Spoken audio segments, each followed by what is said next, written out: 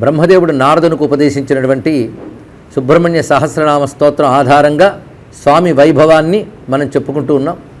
మాతృకావర్ణ సంయుక్తం జ్ఞానమోక్ష సుఖప్రదం అయినటువంటి సుబ్రహ్మణ్య సహస్రనామాల్లో మాతృకావర్ణాల్లో ఉకారనామాలు నిన్న చెప్పుకుంటూ ఉద్వేగఘ్నాయ నమః, ఉరగేశ్వరాయ నమః ఈ నామం దగ్గర స్వామి యొక్క సర్పరూప స్వరూపాన్ని సంపూర్ణంగా చెప్పుకోవడం జరిగింది. ఇక్కడ ఇలాంటి సర్ప సంబంధమైన నామాలు తర్వాత అక్షరాలు కూడా చాలా ఉన్నాయి. ఇక్కడే వాటిని కూడా స్మరించుకుంటే ఫణీశ్వరాయ నమః ఒకటి ఉన్నది, ఫణివరాయ నమః అని ఒక చోట, దందసూకేశ్వరాయ నమః అని ఒక చోట.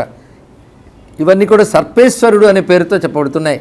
ఇలాగ నాగేశ్వర, సర్పేశ్వర ఇత్యాది నామములని, ఫణీశ్వర, ఇవి స్వామి యొక్క ఫణి రూప, పణము కలిగింది ఫణి, పడగ రూపంలో ఉన్నది. అది సుబ్రహ్మణ్యారాధనలో ఒక పడగ, పాము పడగని పెట్టుకుని శరవణభవాన్ని ఆరాధించినప్పటికీ దివ్య ఫలితాలు ఉంటాయని శాస్త్రం చెప్తున్నది. అలాంటి అనుభవాలు, వాటి వల్ల అనేక రకాల అరిష్టాల నుంచి బయటపడ్డ వాళ్ళ చరిత్రలు కూడా మనకి భక్తుల అనుభవాల్లో లభిస్తూ ఉంటుంది. ఉరగేశ్వరాయ నమః అన్నప్పుడు సర్పరూపుడైన సుబ్రహ్మణ్యానికి నమస్కరించుకుంటూ తర్వాత నామాల్లో ఉరుప్రభావాయ నమః, ఉదీర్ణాయ నమః, ఉదారధియే నమః, ఉమాసోనవే నమః ఇలాంటి నామాలు వస్తున్నాయి. ఉదీర్ణుడు అనే మాటకి ఇది విష్ణు శాస్త్రంలో కూడా వస్తుంది. ఉదీర్ణ సర్వత చక్షు ఇత్యాది నామముల్లో ఉదీర్ణ అంటే అన్నిటికీ అతీతుడు అని అర్థం. అతీత తత్వమే ఉదీర్ణ అని చెప్పబడుతున్నది. అంటే సర్వభూతములకు అతీతమైన వాడు, అంటే సర్వాతీతమైన బ్రహ్మతత్వమే అతడు అని ఉదీర్ణ శబ్దం ద్వారా తెలుసుకుంటూ ఉమాసోనవే నమః, ఊర్ధ్వరేతస్సుతాయ నమః అంటే తల్లిని తండ్రిని ఒకసారి తలంచుకోవడం జరిగింది. ఇక్కడ ఊర్ధ్వరేతస్సుతాయ నమః అని చాలా విశేషం. ఊర్ధ్వరేతం విరూపాక్షం విశ్వరూపాయ వై నమో నమః అంటూ శివునికి సంబంధించి విరూపాక్షుడు ఊర్ధ్వరేతస్కుడు అని చెప్తారు. ఊర్ధ్వరేతస్క స్థితి సామాన్యమైన అంశం కాదు, అది శబ్దమాత్రంగానే ఇతరులు గ్రహించగలరు. కానీ ఆ స్థితి ఉన్నదే అది మహాయోగులకు కూడా దుస్సాధ్యమైనటువంటి స్థితి. ఆ స్థితిలో సంపూర్ణంగా సహస్రా స్థితిలో ఉన్నటువంటి వాని యందు మాత్రమే ఆ పదం అన్వయింపబడుతుంది. అలాంటి ఊర్ధ్వరేతస్క స్థితిలో ఉన్నవాడు శివుడు. ఆయన సంతానం కావాలంటే ఆ ఊర్ధ్వరేతస్కుడైన వాని యొక్క తేజస్సు లభించింది అంటే ఆలోచించవలసిన అంశం ఇందులో ఉన్నది.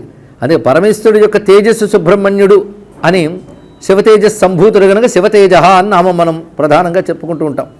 కానీ శివతేజస్సు అంటే సామాన్యమా? ఊర్ధ్వరేతస్కుడైన శివుని యొక్క తేజస్సు అన్నప్పుడే దాని ఉత్కృష్టత తెలుస్తున్నది. అందుకే ఆ శబ్దం ఇక్కడ చెప్తూ ఊర్ధ్వరేతస్సుతాయ నమః అని పేర్కొనడంలో ఉన్న విశేషం అది.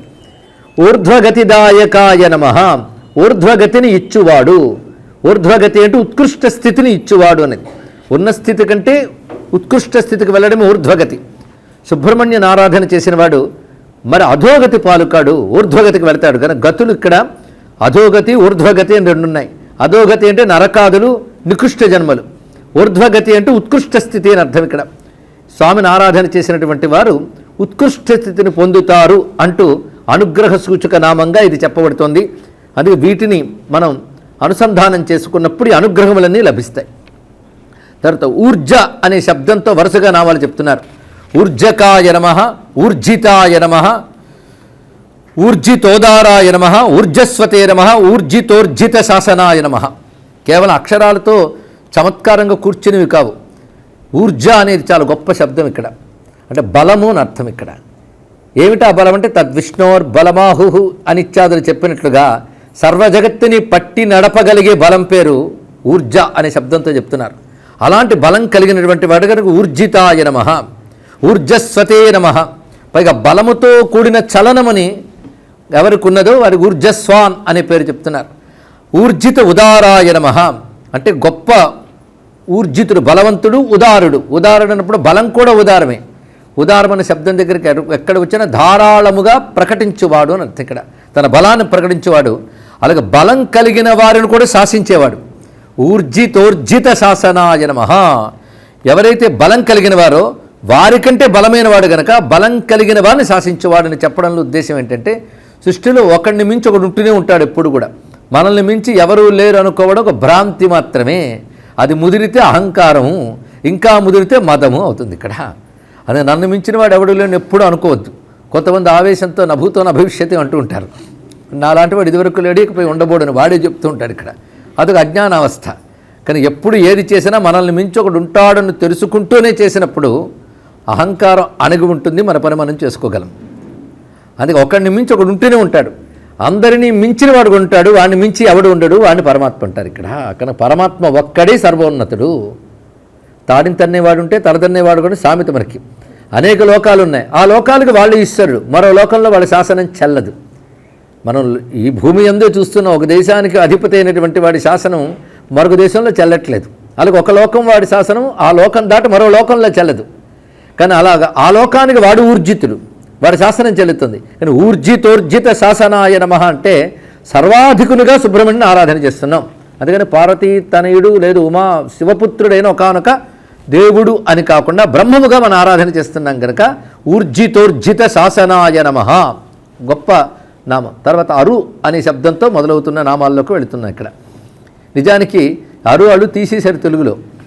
ఎందుకు తీసేశారు? కొంతమంది డాక్టర్లు ఈ చెవికి చుట్టూ ఇది ఎందుకని తీసేస్తే అలా ఉంటుందండి. మనం కొందరు చెప్తున్నారు పెద్ద ప్రయోజనం లేదండి, కళ్ళజోడు పెట్టుకోవడానికి తప్ప అని మనం తీసేస్తామండి వాటిని. ఎందుకు భగవంతుడు ఏం పెట్టాడో మనకు తెలియదు. అలాగే అక్షరాల్లో అరు వాటి ప్రయోజనం వాటికి కేవలం వ్యవహారమే వినియోగం కాదు, వ్యవహార జీవనం చాలా అల్పం. ఉత్కృష్ట జీవనంలో శబ్దం యొక్క బహురూపాలు గోచరిస్తాయి, అవి మంత్రశక్తులు అవుతాయి. కానీ అళుతో కూడా నామాలు ఉన్నాయి ఇందులో. ఇవి చాలా విశేషమైన నామాలు, అన్ని వ్యాఖ్యానించుకోలేకపోయినా విని ఆనందిద్దాం. ఋషిదేవ గణుస్తుత్యాయ నమః, ఋషి శబ్దం అరుతోనే మొదలవుతుంది. రుణత్రయ విమోచనాయ నమః, చాలా విశేషాలండి. అవి విన్నదే కదా అని వినకండి, ఒక్క నామం కూడా దయచేసి ఆ భావంతో వినవద్దు. మీరు నేను కలిసి సహస్రనామార్చన చేస్తున్నామనే భావంతో వినమని చెప్తున్న. తేలిక భావం కూడదు, పాండిత్య దృష్టి పక్కన పెట్టండి. ఇంతేగా అని వదిలేయండి దయచేసి ఆ భావాలు. ఎందుకంటే ఉపాసనా భావం తెచ్చుకోవాలి ఒక్కొక్కదానికి. ఎందుకంటే దీని ఫలితం కూడా అలాంటిది. రుణత్రయ విమోచనం అంటే 3 రుణాల నుంచి బయట పెట్టేవాడు అని అర్థం. 3 రుణాల నుంచి బయట పెట్టే మార్గం ఒకటి ఉంది, ఆ మార్గం పేరు శాస్త్రం. ఆ శాస్త్ర రూపమైన వాడు అని అర్థం ఇక్కడ. అది ఏదంటే వేదము అని అర్థం. ఇక్కడ వేదం మనకి 3 రుణాల నుంచి బయటపడంటారా అని బోధిస్తున్నది. ఈ 3 రుణాల నుంచి బయటపడని వాడికి ముక్తి జ్ఞానం అని కబుర్లు అడ్డానికి కూడా లేదండి. ఇక్కడ అర్హత లేదు వాడికి, భక్తి జ్ఞానాదుల గురించి అర్హత లేదు. ఆ 3 రుణములు ఏమిటంటే దేవరుణ, పితృరుణ, ఋషి రుణములు. ఈ 3 తీర్చుకోగలగాలి. అందుకే గృహస్థాది ఆశ్రమములు ఎందుకు అంటే 3 రుణాలు తీర్చుకొనుటకై ఏర్పడినది. ఆ 3 రుణాలు తీర్చుకోకపోతే దోషం, తీర్చితే పుణ్యమే కానీ పుణ్యమని ప్రత్యేకంగా చెప్పక్కర్లేదు. అప్పు తీర్చడం గొప్ప విషయం అండి. నేను అప్పు తీర్చానంటే దానం చేసినంత గొప్పగా చెప్పుకోకూడదు. అప్పు తీర్చకపోతే మాత్రం శిక్షించాలి. అప్పు తీర్చితే గొప్ప విషయం ఏం కాదు. కానీ అప్పు తీర్చకపోతే బయటపడలేం. కానీ సంసారం నుంచి బయటపడాలంటే 3 అప్పులు తీరాలి అన్నారు ఇక్కడ. అందుకే మనం చేసే కర్మలు ఏవైనా ఉంటే రుణత్రయం నుంచి బయటపడడానికి చేయాలి, ఈశ్వరాత్మ బుద్ధితో చేయాలి. 2 ఉండాలి ఇక్కడ. అందుకే కర్మలు 3 భాగాలు చేశారు. దేవకర్మలు, పితృకర్మలు, ఋషికర్మలు. ఋషికర్మ అంటే కేవలం ఒకటే, స్వాధ్యాయం, అభ్యాసము, అధ్యయనము. ఏమిటి అభ్యాసం చేయాలి, ఏమిటి అధ్యయనం చేయాలంటే ఋషులు ఇచ్చినటువంటి జ్ఞానాన్ని నిరంతరం అధ్యయనం చేసుకుంటూ అది 10 మందికి అందించడమే ఋషి రుణం తీర్చుకోవడం. పితృరుణం తీర్చుకునే విధానం తెలిసినదే. బ్రతుకున్నంత జీవతో వాక్యకరణం ప్రత్యబ్దం భూరి దక్షిణాత్ అని చెప్తూ గయా శ్రాద్ధంచ అని చెప్తారు ఇక్కడ. ఇత్యాదులు బ్రతుకుండగా తల్లిదండ్రులు గౌరవించుట, తదనంతరం వారికి చేయవలసిన పితృకర్మలు. అంతేకాదు తల్లిదండ్రులు బ్రతుకున్నప్పుడు కూడా పితృదేవతారాధనలు ఉన్నాయి. ఇప్పుడు అవన్నీ తెలియట్లేదు. తల్లిదండ్రులు బ్రతుకున్నప్పుడు అంటే వాళ్ళు బ్రతుకున్నారు కదండి అలాగా అంటాం. వాళ్ళకి కాదు ఆరాధన, పితృదేవతలు అనేవారు ఉన్నారు. వాళ్ళకి నిత్య పితృతర్పణాదులు కూడా ఉన్నాయి. చాలామందికి అసలు ఏడాదికోసారి చెయ్యడమే పెద్ద గగనమైపోతున్న రోజుల్లో నిత్యం కూడా ఉందయ్యా అని చెప్తే బాధ కలుగుతుందేమో. అక్కడ చెప్పబడే పితృదేవతలు వేరు. ఆ పితృదేవతల అనుగ్రహం చేత పితరులు స్వస్థితిలో సుస్థితిలో ఉంటారు. కనుకనే దేవతల రుణం, పితృదేవతల రుణం మనం తీర్చుకోవాలి. పితృదేవతల యొక్క అనుగ్రహం చేతనే వంశ విస్తారం, జీవిక కూడా ఉంటుంది. ఆయుర్వృద్ధి కూడా పితృదేవతల వల్ల లభిస్తుంది. ఇవన్నీ విశేషములు. అలాగే దేవతల అనుగ్రహం, ఎలాంటి దేవతలు కూడా ఉన్నారు, పితృదేవతలు ఉన్నారు, ఈ జ్ఞానం ఇచ్చిన ఋషులు ఉన్నారు. వాళ్ళు 3 రుణం తీర్చుకోవడం నీ కర్తవ్యం అని చెప్పిన దాని పేరు వేదము. వేద రూపుడైన భగవానుడు గనక ఆయన రుణత్రయ విమోచకాయ నమః, రుణత్రయ విమోచన మార్గరూపమైన శాస్త్రరూపమైన వాడు. ఇది ఒక అర్థం. ఇంకొక అర్థంలో మనం ఎంత చేసినా పూర్తిగా తీర్చలేం. ఎలా తీర్చగలమండి? నేను రుణం తీర్చేసుకున్నాను ధైర్యంగా చెప్పగలమా? కృష్ణ పరమాత్మే అంటాడు, సర్వపురుషార్థ సాధనమైన ఈ శరీరం ఏ తల్లిదండ్రుల వల్ల లభించిందో ఆ తల్లిదండ్రులు రుణం తెచ్చుకోవడానికి 100 ఏళ్ల ఆయువు కూడా సరిపోదన్నాడు భాగవతంలో 10వ స్కంధంలో. మరొకటి తీర్చుకోగలమా? లేదు. ఎంత చెయ్యగలమో అంత చేయిస్తామే తప్ప ఎంత చెయ్యాలో అంత చేయలేం. నేను తెలుగులోనే అన్నాను కానీ కొంచెం ఆలోచిస్తే మీకు అర్థమవుతుంది. మనం చేయగలిగినంత చేస్తాం కానీ చేయాల్సినంత చేయలేం. ఈ మాట పలు సందర్భాల్లో చెప్పుకున్నాం, గుర్తు తెచ్చుకుంటే చాలు. ఇక్కడ అందుకు భగవదారాధన, ఈశ్వరారాధన చేసినప్పుడు నువ్వు చేయగలిగినంత చెయ్యి, నిష్కపటంగా చెయ్యి, నాకు అర్పణ బుద్ధితో చెయ్యి. అప్పుడు నువ్వు చేయాల్సినంత చేసిన ఫలితం నేను ఇస్తానంటాడు భగవంతుడు. అందుకే అంతా చేసి సత్కర్మ చివరికి తత్సత్ బ్రహ్మార్పణమస్తో, కృష్ణార్పణమస్తో, శివార్పణమస్తో చెప్పడానికి అది కారణం ఇక్కడ. అందుకు నీకున్న రుణత్రయముల వల్ల మళ్ళీ జన్మాదులు లేదా పాపాదులు ఇత్యాదులు సంక్రమించకుండా ఆ రుణత్రయములు నీ ప్రయత్నం రుణత్రయ విమోచనం చేస్తూ ఉంటే దాన్ని సంపూర్ణం చేసి అనుగ్రహించేవాడు గనక రుణత్రయ విమోచనాయ నమః. ఇప్పుడు ఈ నామం మనం చెప్పేటప్పుడు ఎంత భావన చేసాం. 3 రుణాలు ఉంటాయని శాస్త్ర విషయం కూడా తెలుసుకున్నాం. దానికి ఎలా జీవించాలో చెప్పారు. దీన్ని బట్టి నామం మనకి ఎన్ని చెప్తోందో చూడండి. ఒకటి ఉపదేశం చేస్తోంది, ఒక నామం ఎలా ఉండాలో చెప్తోంది, ఈశ్వర స్వరూప స్ఫురణ చేస్తున్నది, ఏకకాలంలో నీకు ధర్మోపదేశం చేస్తూ అదే సమయంలో పరమాత్మ తత్వాన్ని చెప్తున్నదంటే నామ విద్య ఎంత గొప్పదో తెలుసుకోవాలి ఇక్కడ. అందుకే నామంలో కొన్ని నామాలు సాధన సంబంధమైన నామాలు ఉంటాయి. నిన్న నామ విభజన చేసేటప్పుడు అనుగ్రహ సూచక నామములు అనుకొని చెప్పుకున్నాం. ఇప్పుడు రుణత్రయ విమోచనాయ నమః అనేది అనుగ్రహ సూచక నామమే. అదే సమయంలో సాధనని మనకు బోధిస్తున్నది. ఇక్కడ ధర్మోపదేశం చేస్తున్న నామాలు చాలా గోచరిస్తున్నాయి. రుజురూపాయ నమః చాలా గొప్ప విశేషం అండి. రుజుమార్గము, రుజుమార్గం అంటే తిన్నని తోవా. అందుకే తిన్నగాను వెదికి తెలుసుకుంటున్నయ్యా అన్నాడు మా త్యాగయ్య. అన్ని నీవనుచు అంతరంగమున తిన్నగాను వెతికి తెలుసుకుంటున్నయ్యా. ఏ రాగం అండి? వద్దు, అది ఏ యోగం అండి అని అడగండి. ఇక్కడ ఉండనియండి. కానీ ఇందులో చెప్పదలుచుకున్నది ఏమిటంటే చిన్న తేలిక మాట కాదండి. తిన్నగా వెతకడమే చాలా కష్టం. బుద్ధిని తిన్నగా పరమాత్మ తిప్పండి, పోనీ ప్రవచనం తిన్నగా వినండి. వింటూ ఉంటే లేదా ధ్యానం చేస్తూ ఉంటే పక్కకు పోతూ ఉంటుంది, ఎటు పోతుందో కూడా తెలియదు. మనం ఎక్కడ మొదలెట్టామని మళ్ళీ వెనక్కి రావాలి. కొందరిని జపం చేశానంటారు మొత్తం అయిపోయాక. అంటే అర్థం మాల తిప్పుతున్నాడు కానీ ఏవో ఆలోచించాడు, ఏ మంత్రం చేశాడు కూడా మర్చిపోతాడు. అలాంటి దోషాలు వస్తూ ఉంటాయండి సాధన దశలో. మళ్ళీ ఆచమనం చేసి మళ్ళీ ప్రారంభించాలని దోషాలు వస్తాయి. మనసు పక్కకెళితే ఆ మంత్రం సిద్ధించదుట. ఎన్ని మార్లు పక్కకు పోతుందో మళ్ళీ తిన్నగా తేవడం ఎంత కష్టం. తిన్నగా వెళ్ళడం, కానీ తిన్నగా వెళ్ళిపోకుండా ఇటు పోతూ ఉంటుంది. ఇది అది వంకర బుద్ధులు, అదే వక్ర తుండ, వంకరలను పోగొట్టేవాడైన. మధ్యలో అనగాను కూడా సార్ అనుకుంది ఏముంది, ఇద్దరు ఒక పని చేస్తున్నప్పుడు. కనుక రుజురూపాయ నమః గొప్ప మాట అండి ఇది నిజానికి. అంటే తిన్నని రూపము కలవాడు అంటే వంకర లేనటువంటిది, సూటి అయినటువంటిది అని అర్థం. దీనికి వేదపరమైన ఒక అర్థం అనేది, ధర్మపరమైన ఒక అర్థం అనేది. రుజుత్వము అంటే అర్థం యథాచిత్తం తథా వాక్చ, యథావాక్చ తథా క్రియా అని శాస్త్రం చెప్తున్నది. మనసు ఎలా ఉంటుందో మాట అలా ఉంటుంది, మాట ఎలా ఉంటుందో చేత అలా ఉంటుంది అన్నాడు ఇక్కడ. అంటే మనోవాక్కాయ కర్మలు 3 ఒకేలాగుంటే దాన్ని రుజురేఖ, సరళ రేఖ అంటారు. మీరు కొంచెం ఆలోచిస్తే 3 చుక్కలు ఎగుడు దిగుడుగా పెడితే దానికి వేరే సింబల్ చెప్తారు. కానీ సరళ రేఖ అంటే అర్థం బిందువులన్నీ ఒకే లైన్లో ఉన్నాయని అర్థం కదా. అదే మనసు ఒక బిందువు, మాట మరొక బిందువు, చేత ఇంకొక బిందువు, 3 బిందువులు ఒకేలా ఉంటే రుజుమార్గము. అది ఎవరికి ఉంటుందంటే మహతామేకరూపత అన్నాడు ఇక్కడ. మహతామేకరూపత, మహాత్ములకి ఏకముగా ఉంటుందయ్యా. కనుక వాళ్ళకి 3 తేడాలుండవు. ఆ నిష్కపట తత్వ స్వరూపమే భగవంతుడు. కనుక ఎవరు ఆ మార్గంలో ఉంటారో వాడు భగవంతుడితో ఉన్నట్టే. కనుక రుజుమార్గం అంటే ఇదొక అర్థం. ఇది సాధనకు పనికొచ్చే మార్గమే, ఇందాక చెప్పినది ఇప్పుడు ఇది కూడా. ఇంకొక అర్థం రుజుమార్గము అంటే ముక్తి మార్గమునికి రుజుమార్గం అని పేరు అన్నాడు. దేవయాన పితృయానములు 2 ఉంటాయి. మొత్తం కర్మల వల్ల మనకు తెలుస్తున్న విద్య అండి దేవయాన పితృయానములు. అందులో పితృయానములో వెళ్ళేటువంటి వారు కర్మలకు ఫలితంగా పితృయానంలో వెళుతూ కొన్ని ఊర్ధ్వలోక సుఖాలు అనుభవించి మళ్ళీ తిరిగి వస్తారు. అది మంచిదే. తిరిగి ధూమ మార్గం అని పేరు కూడా ఉన్నది. అర్చిరాది మార్గాల గురించి మన సంస్కృతి చెప్తున్నది. ఇందులో ధూమ మార్గము, దీన్ని కృష్ణ మార్గము, కృష్ణపక్షము ఇత్యాదులు చెప్తుంటారు. ఈ ధూమ మార్గం అంటే ఎవరికి లభిస్తుందంటే యజ్ఞాది క్రతువులు కర్మలు ఆచరించేవారు ఈ ధూమ మార్గము గుండా వెళ్ళి ఉత్తమలోక సుఖాలు కొన్ని అనుభవించి మళ్ళీ కిందకు వస్తారు. అప్పుడు సరళ రేఖ ఎలా అవుతుంది? అది వక్రగతి. అది ఉపాసనా మార్గంలో వెళ్ళినటువంటి వారు దేవయాన మార్గంలో తిన్నగా వెళ్ళి సగుణ బ్రహ్మలోకానికి చేరి, క్రమముక్తి అంటారు దీన్ని, సగుణ బ్రహ్మలోకానికి చేరి అక్కడ క్రమంగా ఆ దివ్యలోక అనుభవాలు పొందుతూ క్రమంగా అక్కడే సాయుధ్యముక్తిని పొందుతారు. వారు తిరిగి వెనక్కి రారు. న పునరావర్తంతే అని చెప్తోంది శాస్త్రం. దీన్ని దేవయాన మార్గం అంటారండి.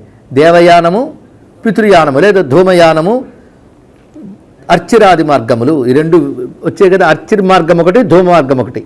ఈ అర్చిర్ మార్గాన్ని దేవయానం అంటారు.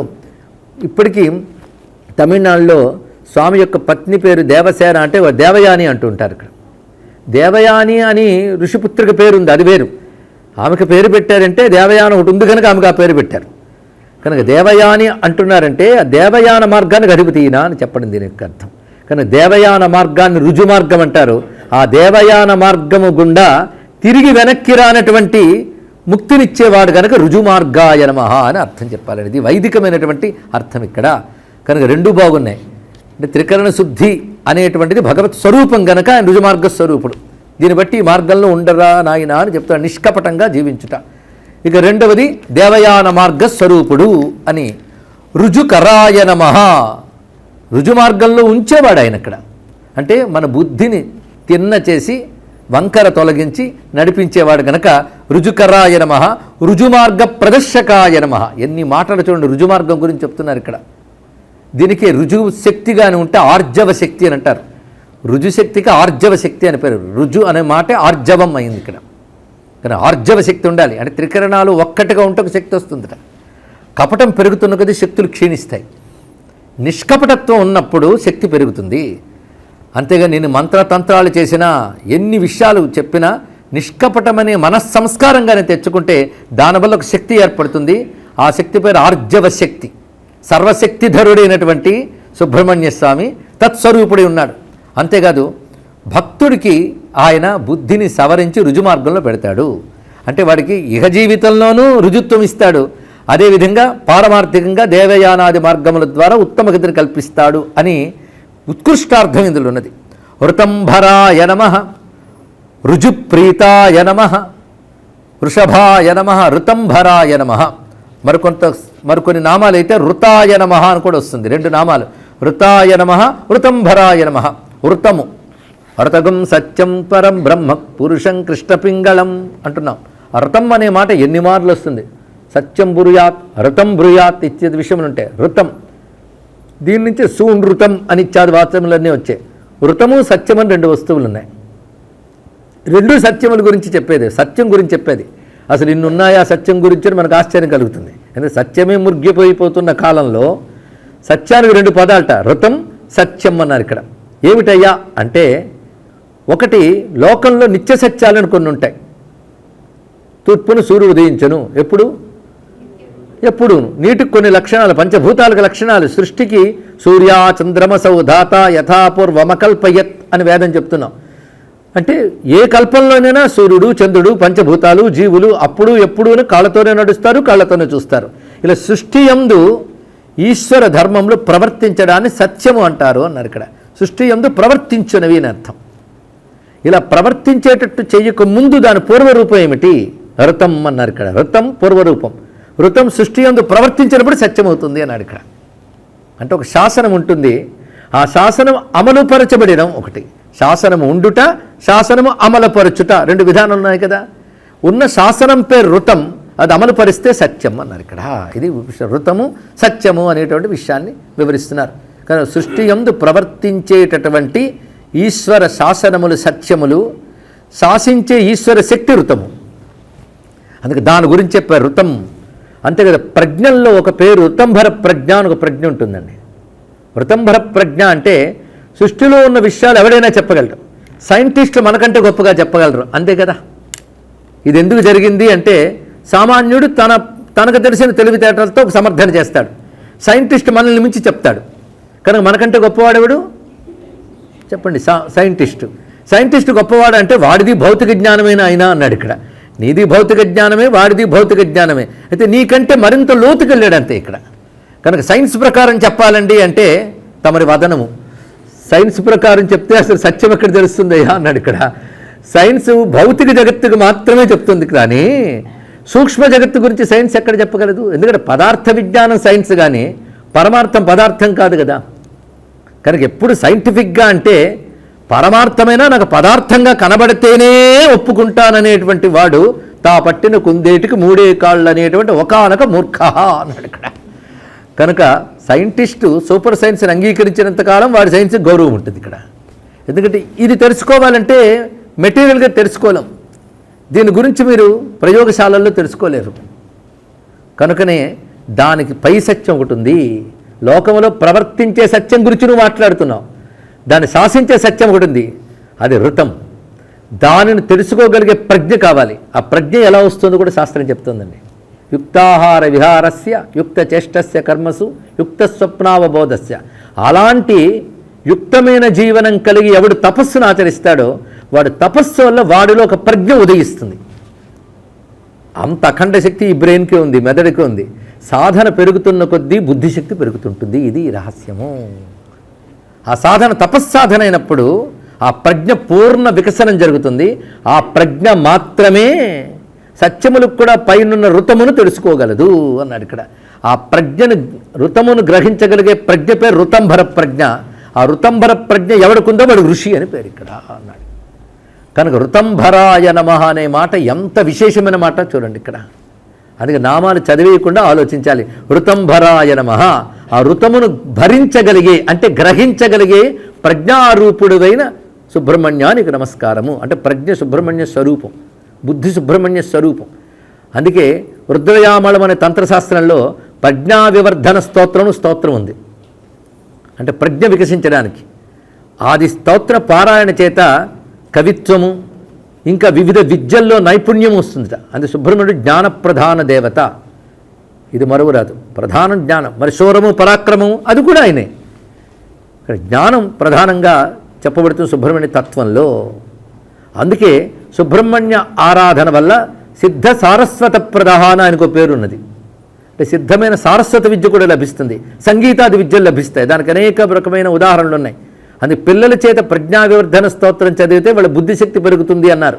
అంటే పిల్లలకైనా పెద్దవాళ్ళకి మాత్రం బుద్ధి అక్కర్లేదండి, ఎవరికైనా బుద్ధిశక్తి పెరగాలి. ఎంత పెరగాలంటే బ్రతికున్న లోపలే నా బుద్ధి పరమాత్మని పరిపూర్ణంగా తెలుసుకోవాలన్నంత పెరగాలండి. ఇక్కడ వృతస్వరూపుడైన పరమాత్మని గ్రహించగలిగే ప్రజ్ఞాస్వరూపుడైనటువంటి భగవానుడే ఇవ్వగలడు. గనక సుబ్రహ్మణ్యుడు అటువంటి ప్రజ్ఞాస్వరూపుడని చెప్పడం కోసం ఋతంభరాయ నమః అన్నారు. ప్రధానంగా జ్ఞానదేవత అన్న విషయం మర్చిపోవద్దు. ఎందుకంటే అన్నిటికంటే బాగుండాల్సింది బుద్ధే. ఆ బుద్ధిని తొందరగా అనుగ్రహించే దైవం సుబ్రహ్మణ్యుడు గనక ఋతంభరాయ నమః ఋతాయ నమః అన్నారు. ఋతం వృతస్వరూపుడైన వానికి నమస్కారం అన్నప్పుడు ఋతాయ నమః అన్నారు. ఇక్కడ వృతస్వరూపుడు, ఋతంభర స్వరూపుడు, ఇవి సంపూర్ణంగా వైదిక శబ్దాలు. వాటి నిరుక్తముతోనే వీటికి అర్థాలు చెప్పుకోవాలి తప్ప మామూలు డిక్షనరీల్లో దొరకదండి.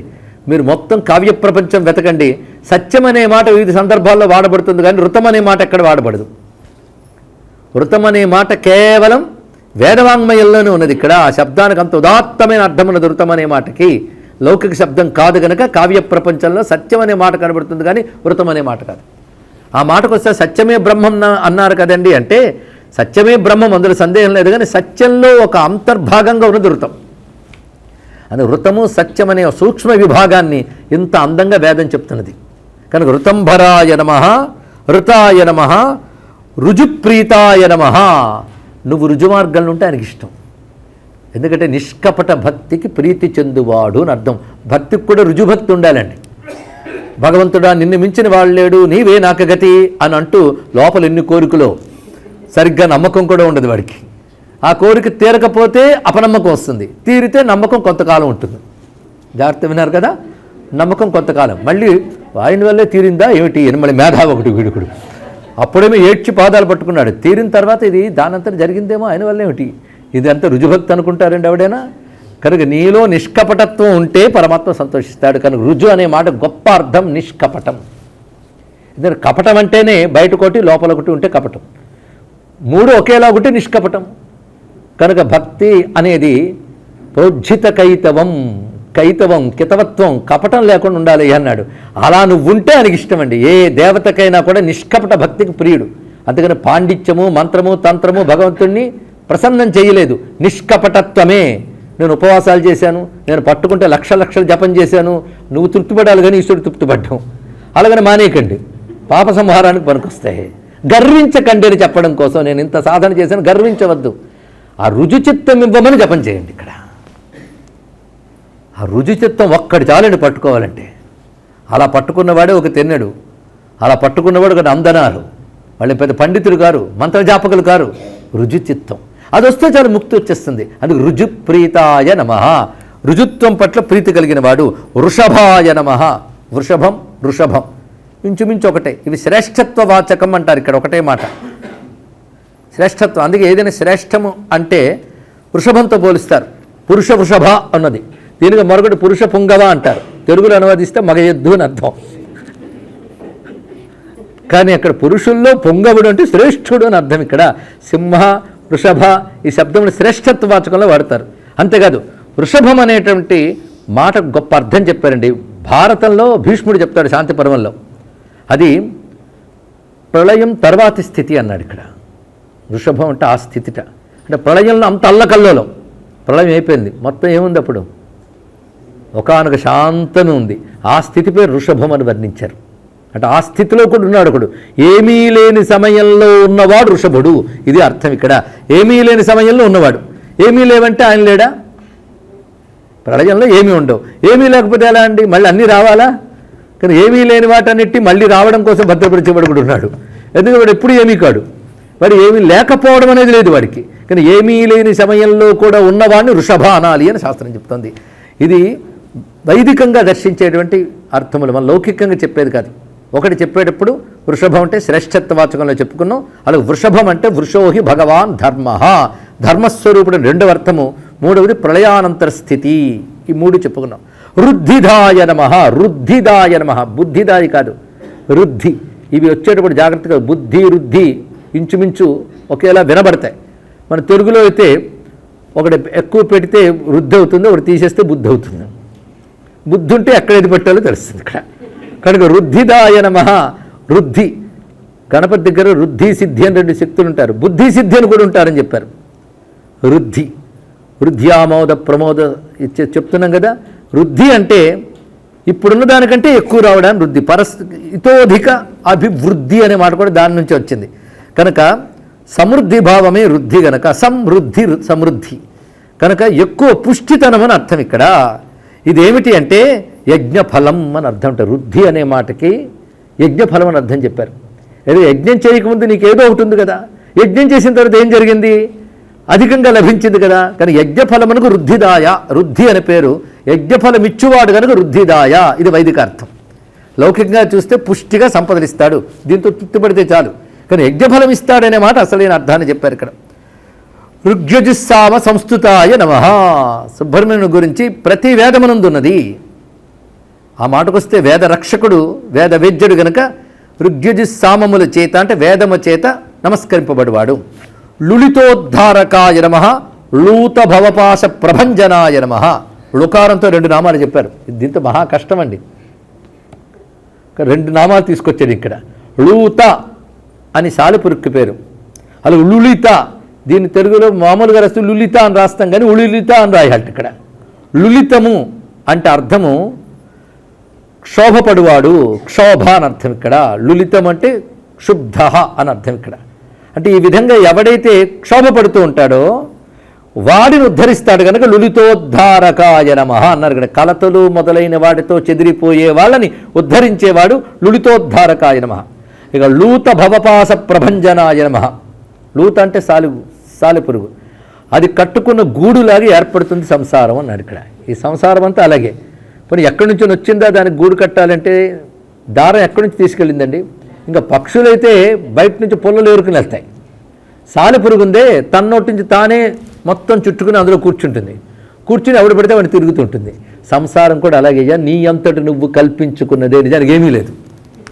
కొందరు అంటారు నేను లేకపోతే ఎలా అండి, ఇవన్నీ నువ్వు లేకపోయినా అన్నీ అలాగే ఉంటాయి.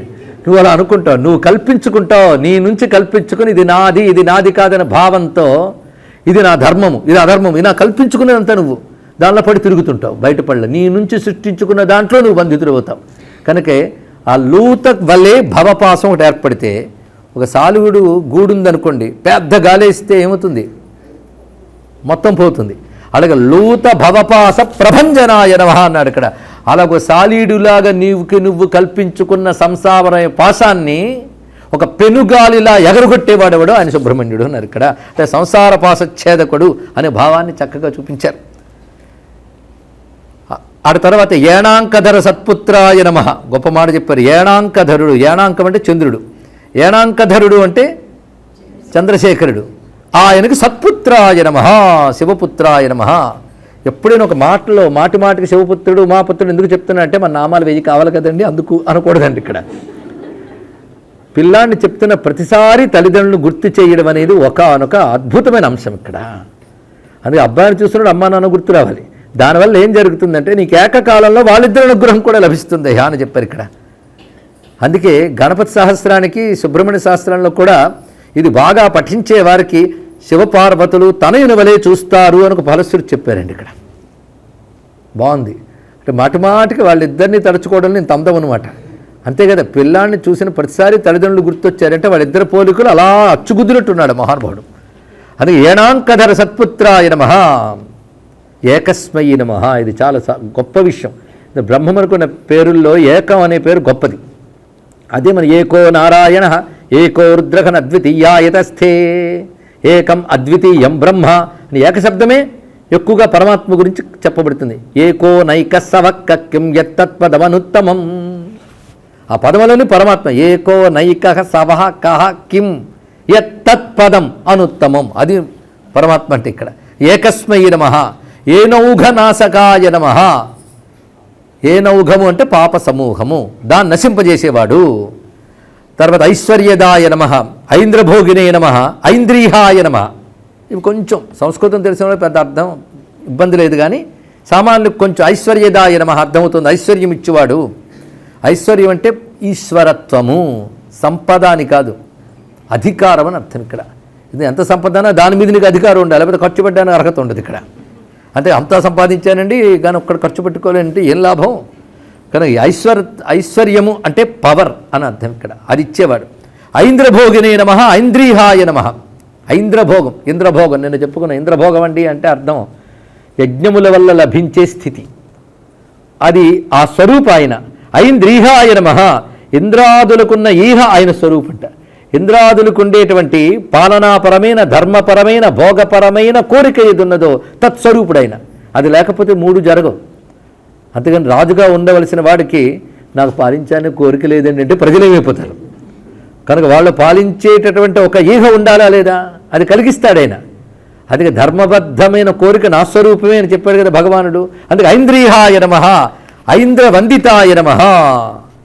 ఇంకా ఓకారనామాలు వీటిలో చాలా విశేషాలు ఉన్నాయి. ఓజస్వినే నమః, ఇంత ఊర్జ లాగే ఓజస్సు. ఓజస్సు అనే మాట ప్రతి వాళ్ళలో ఓజోధాతు ఉంటుందండి. ఈ ఓజోధాతువే శరీరాంతరికి బలం. అయితే జీవులు యందు ఉండే ఓజోధాతువు పరిమితంగా దేహాదుల యందు ఉంటుంది. ఈశ్వరుడు ఓజస్సే అసలు ఓజస్సు అని చెప్పారు. ఓజోసి సహోసి బలమసి భ్రాజోసి. ఆ ఓజస్సు ఏమిటంటే శంకరులు చెప్తారు జగద్విధారణ సామర్థ్యం అన్నారు ఇక్కడ. జగత్తుని ధరించగలిగే బలాన్ని ఓజస్సు అనాలి అన్నారు ఇక్కడ. సర్వజగత్తుని పట్టుకునే బలం. అయితే ఆ బలానికి మరొక లక్షణం ఉండాలండి. కేవలం జగత్తుని పట్టే బలము ఓజస్సు అని కాకుండా దానికి 2 లక్షణాలు ఉండాలన్నారు. అది ఏమిటి అంటే యద్బలం కామరాగ వివర్జితం జగద్విధారణ సామర్థ్యం తద్బలం ఓజహ. ఇది అర్థం చెప్పారు. అంటే సర్వజగత్తును భరించగలిగే శక్తి కామరాగ లక్షణము లేని బలము అన్నాడు ఇక్కడ. ఈ మాట చాలా గొప్ప విషయం. మనం బలం ప్రయోగించామంటే దానివల్ల ఏదో కోరిక లేదా అనుబంధం, ఈ 2 ఉంటాయి అంతే కదా. దానికోసం బలం చూపిస్తాం. ఇంత ప్రపంచాన్ని భగవంతుడు తన బలంతో పట్టాడంటే ఆయన ఏ కోరికతో పట్టాడు, ఏ అనుబంధంతో పట్టాడు, ఇది ప్రశ్న. నేను వచ్చానండి అంత బరువు ఎత్తానండి అంటే దేనికో ఒక కారణం కోసం ఎత్తుంటాం, ప్రయోజనం కోసం ఎత్తుంటాం, అవునా లేదా.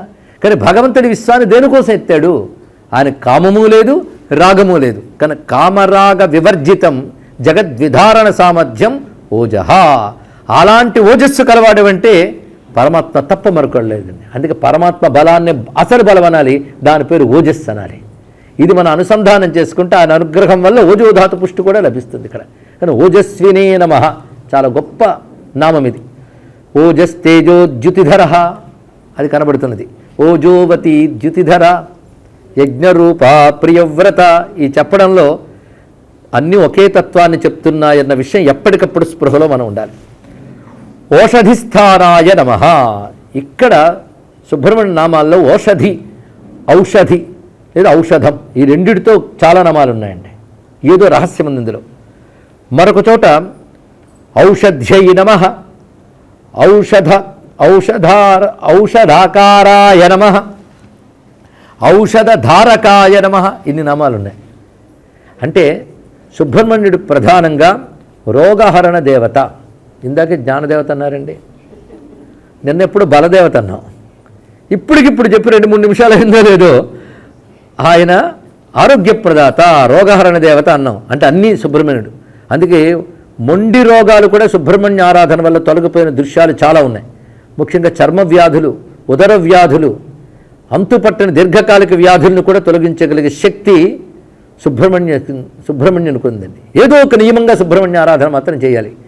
నువ్వు నిత్యము ఆయన నామాలు చదువుతావో, లేకపోతే సుబ్రహ్మణ్య భుజంగం లాంటివి చేస్తావో, లేదా గురు ఉపదేశ మార్గంలో మంత్రజపం చేస్తావో, అది శీఘ్రముగా అనుగ్రహించే శక్తి ఆయన వద్ద ఉన్నది. ఇక్కడ ఆరోగ్యప్రదాత. అందుకే ఔషధ్యై నమః, ఔషధధారకాయ నమః, ఔషధాకారాయ నమః, ఓషధిస్థానాయ నమః. ఓషధి, ఔషధం రెండు ఉన్నాయి. ఓషధులు అంటే దుర్గమ అరణ్యాల్లో, పర్వతాదుల్లో, నదుల్లో కూడా లభించేటటువంటి మూలికాదుల్ని ఓషధులు అంటారు. వాటితో తయారు చేసేదాన్ని ఔషధం అంటారు ఇక్కడ. కానీ ఔషధము అంటే మందు తయారవడానికి మూలికాలు ఏవో అవి ఓషధులు అనిపించుకుంటాయి. ఓషధులు ఆయనే, ఔషధము ఆయనే. ఈ మాటకొస్తే ఓషధులు లేనిది ఎక్కడండి?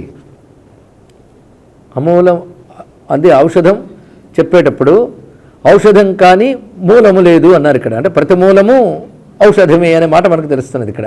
కనుక ఈ వృక్షాది రూపాల్లో ఉన్నవాడు ఆయన. ఓషధీనాం పతయే నమః. వాళ్ళ నాన్నగారి పేరు కూడా చెప్పుకున్నాం కదా ఇక్కడ. వైద్యనాథాయ నమః. మరో లక్షణం ఈనుకున్నది. ఆయన వల్ల రోగాల నుంచి బయటపడ్డ సంఘటనలు చాలా చాలా చాలా ఉన్నాయండి. అనేక రోగాల నుంచి బయటపడ్డ వాళ్ళు ఉన్నారు.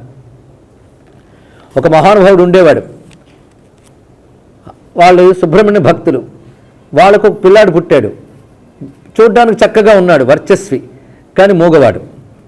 ఆ మూగతనం పోగొట్టుకోవడం కోసం వాళ్ళు తిరగని చోటు లేదు. ఆఖరికి ఎవరో చెప్తే తిరుచెందూరు చేరుకున్నారు వాళ్ళు. ఇక్కడ తిరుచెందూరు అంటే సుబ్రహ్మణ్య మహాక్షేత్రం. 6 సుబ్రహ్మణ్య క్షేత్రాల్లో అత్యంత ఉత్కృష్టమైన వాటిల్లో అది కూడా ఒకటి. అది సముద్ర తీరంలో ఉంటుంది. శంకర భగవత్పాదుల వారే తన యొక్క ఉదర వ్యాధి పోగొట్టడం కోసం ఆయన వద్దకు వెళ్ళాడు.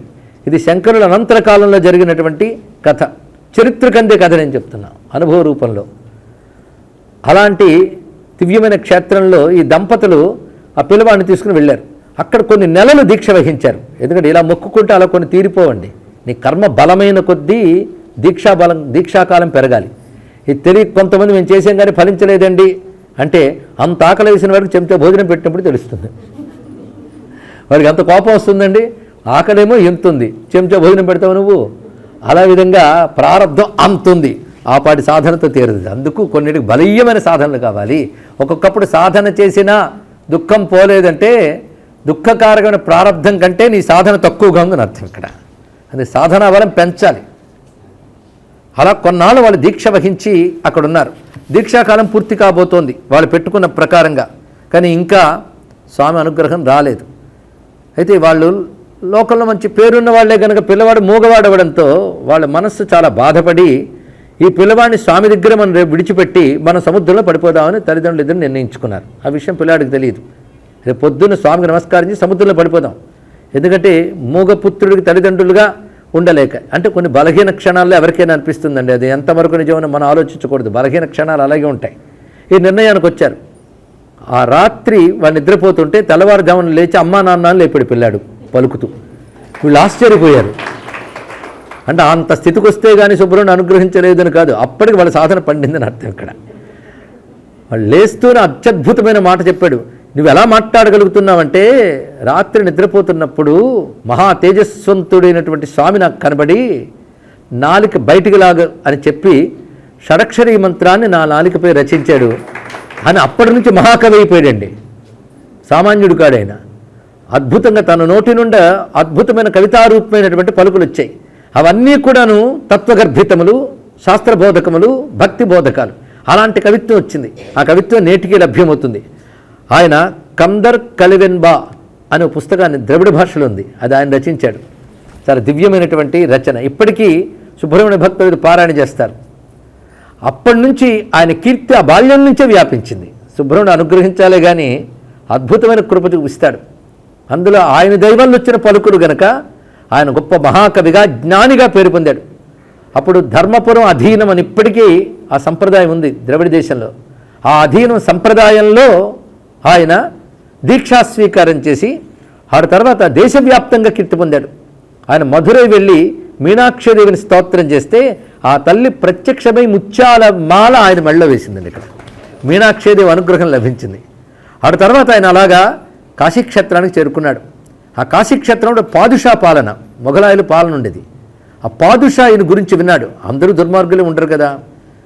ఆయన గురించి విని ఆయన్ని ఒకసారి పిలిపించాడు ఒకసారి చూడాలని. అప్పుడు ఆయన బయలుదేరుతూ ఉంటే ఒక సింహం ఆయన వద్దకు వచ్చి కూర్చుందండి. ఇక్కడ ఆయన దాని మీద ఎక్కే వరకు అది ఆగలేదు. ఆయన కూర్చున్న తర్వాత ఆయన మోసుకొని వచ్చింది, తిన్నగా పాదుషా దగ్గరికి తీసుకెళ్ళింది. ఆశ్చర్యపడి పాదుషా సింహంపై స్వారీ చేసి వచ్చిన మహానుభావుడు ఈయన నమస్కారం చేశాడు. నీ భక్తికి నీ శక్తికి ఏదైనా ఇవ్వచ్చయ్యా, నీ గురించి చాలా విన్నాను, ఇప్పుడు కళ్ళారే చూశాను. ఈ కాశీనగరంలో నీకేం కావాలో అది అడుగు ఇచ్చేస్తానన్నాడు ఆయన. నాకు మా కేదారనాథుడు నిత్యం కొరుచుకోవడానికి ఆ చోటు మాకు ఇయ్యన్నాడు ఇక్కడ. అప్పుడు ఆయన వెంటనే అనుగ్రహించాడు. అప్పటి నుంచి ఆయన పేరే కుమార గురుపరస్వామి. ఆయనకి కేదారనాథ మందిర ప్రాంతములన్నీ ఇవ్వబడ్డాయండి. ఇక్కడ ఇప్పటికీ కూడా ఆ పరంపరకు చెందినటువంటి పీఠంలోనే కేదారేశ్వరుడు ఉన్నాడు కాశీక్షేత్రంలో. అక్కడొక్కడే తమిళ భాషలో కనబడుతుంది. అంటే ఈయనకి అప్పచెప్పేశారు కనుక అక్కడి నుంచి కుమారస్వామి మఠం అనే పేరుతో ఒకటి ఉంటూ దాని అధీనంలోనే కేదారం నడుస్తుంది. చుట్టుపక్కల ప్రాంతాలన్నీ వారివే. తర్వాత వచ్చిన వాళ్ళు వాటిని అమ్ముకోవడం, మార్పులు చేయడం చాలా జరిగింది. కానీ ఇప్పటికీ ఆ పీఠ పరంపరలో ఉన్నది. దీనికి సాక్ష్యంగా మీరు కేదార్ ఘాట్ దగ్గర స్నానం చేసి వస్తూ ఉంటే కేదార్ గోపురంపై సింహంపై కూర్చున్న ఒక సన్యాసి ఫోటో కనబడుతుందండి. ఆయన ఎవరు అంటే ఈయన గారి యొక్క చరిత్ర. అంటే కుమారస్వామి అనుగ్రహం అంత గొప్పది.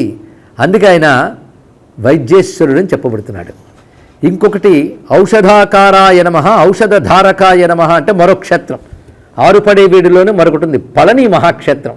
పళని మహాక్షేత్రంలో స్వామి విగ్రహము ఔషధధారకము, ఔషధాకారము, అనేక రకాల ఔషధులతో చేసిన ప్రతిమది. ఎవరు చేశారు? స్వామి అలా ఆవిర్భవించారంటారు భక్తులు. లేదు, ఋషులు ఆ విధంగా తపశ్శక్తితో ఔషధుల్ని విగ్రహంగా మలచి ఆ విగ్రహంలో సుబ్రహ్మణ్య స్వామి శక్తిని ప్రతిష్ఠ చేసి ఉండవచ్చు. ఏదేమైనప్పటికీ కూడా ఆ క్షేత్రాలు రెండు గుర్తుంచుకోవాలి. ఇక్కడ ఔషధాకారుడుగా, ఔషధధారకుడుగా, ఓషధిస్థానాయ నమః అన్నట్లుగా ఓషధిస్థాన రూపముగా క్షేత్రాల్లో స్వామి గోచరిస్తున్నాడు కనుక ఒక్కసారి ఆ క్షేత్రస్మరణ కూడా జరుగుతున్నది.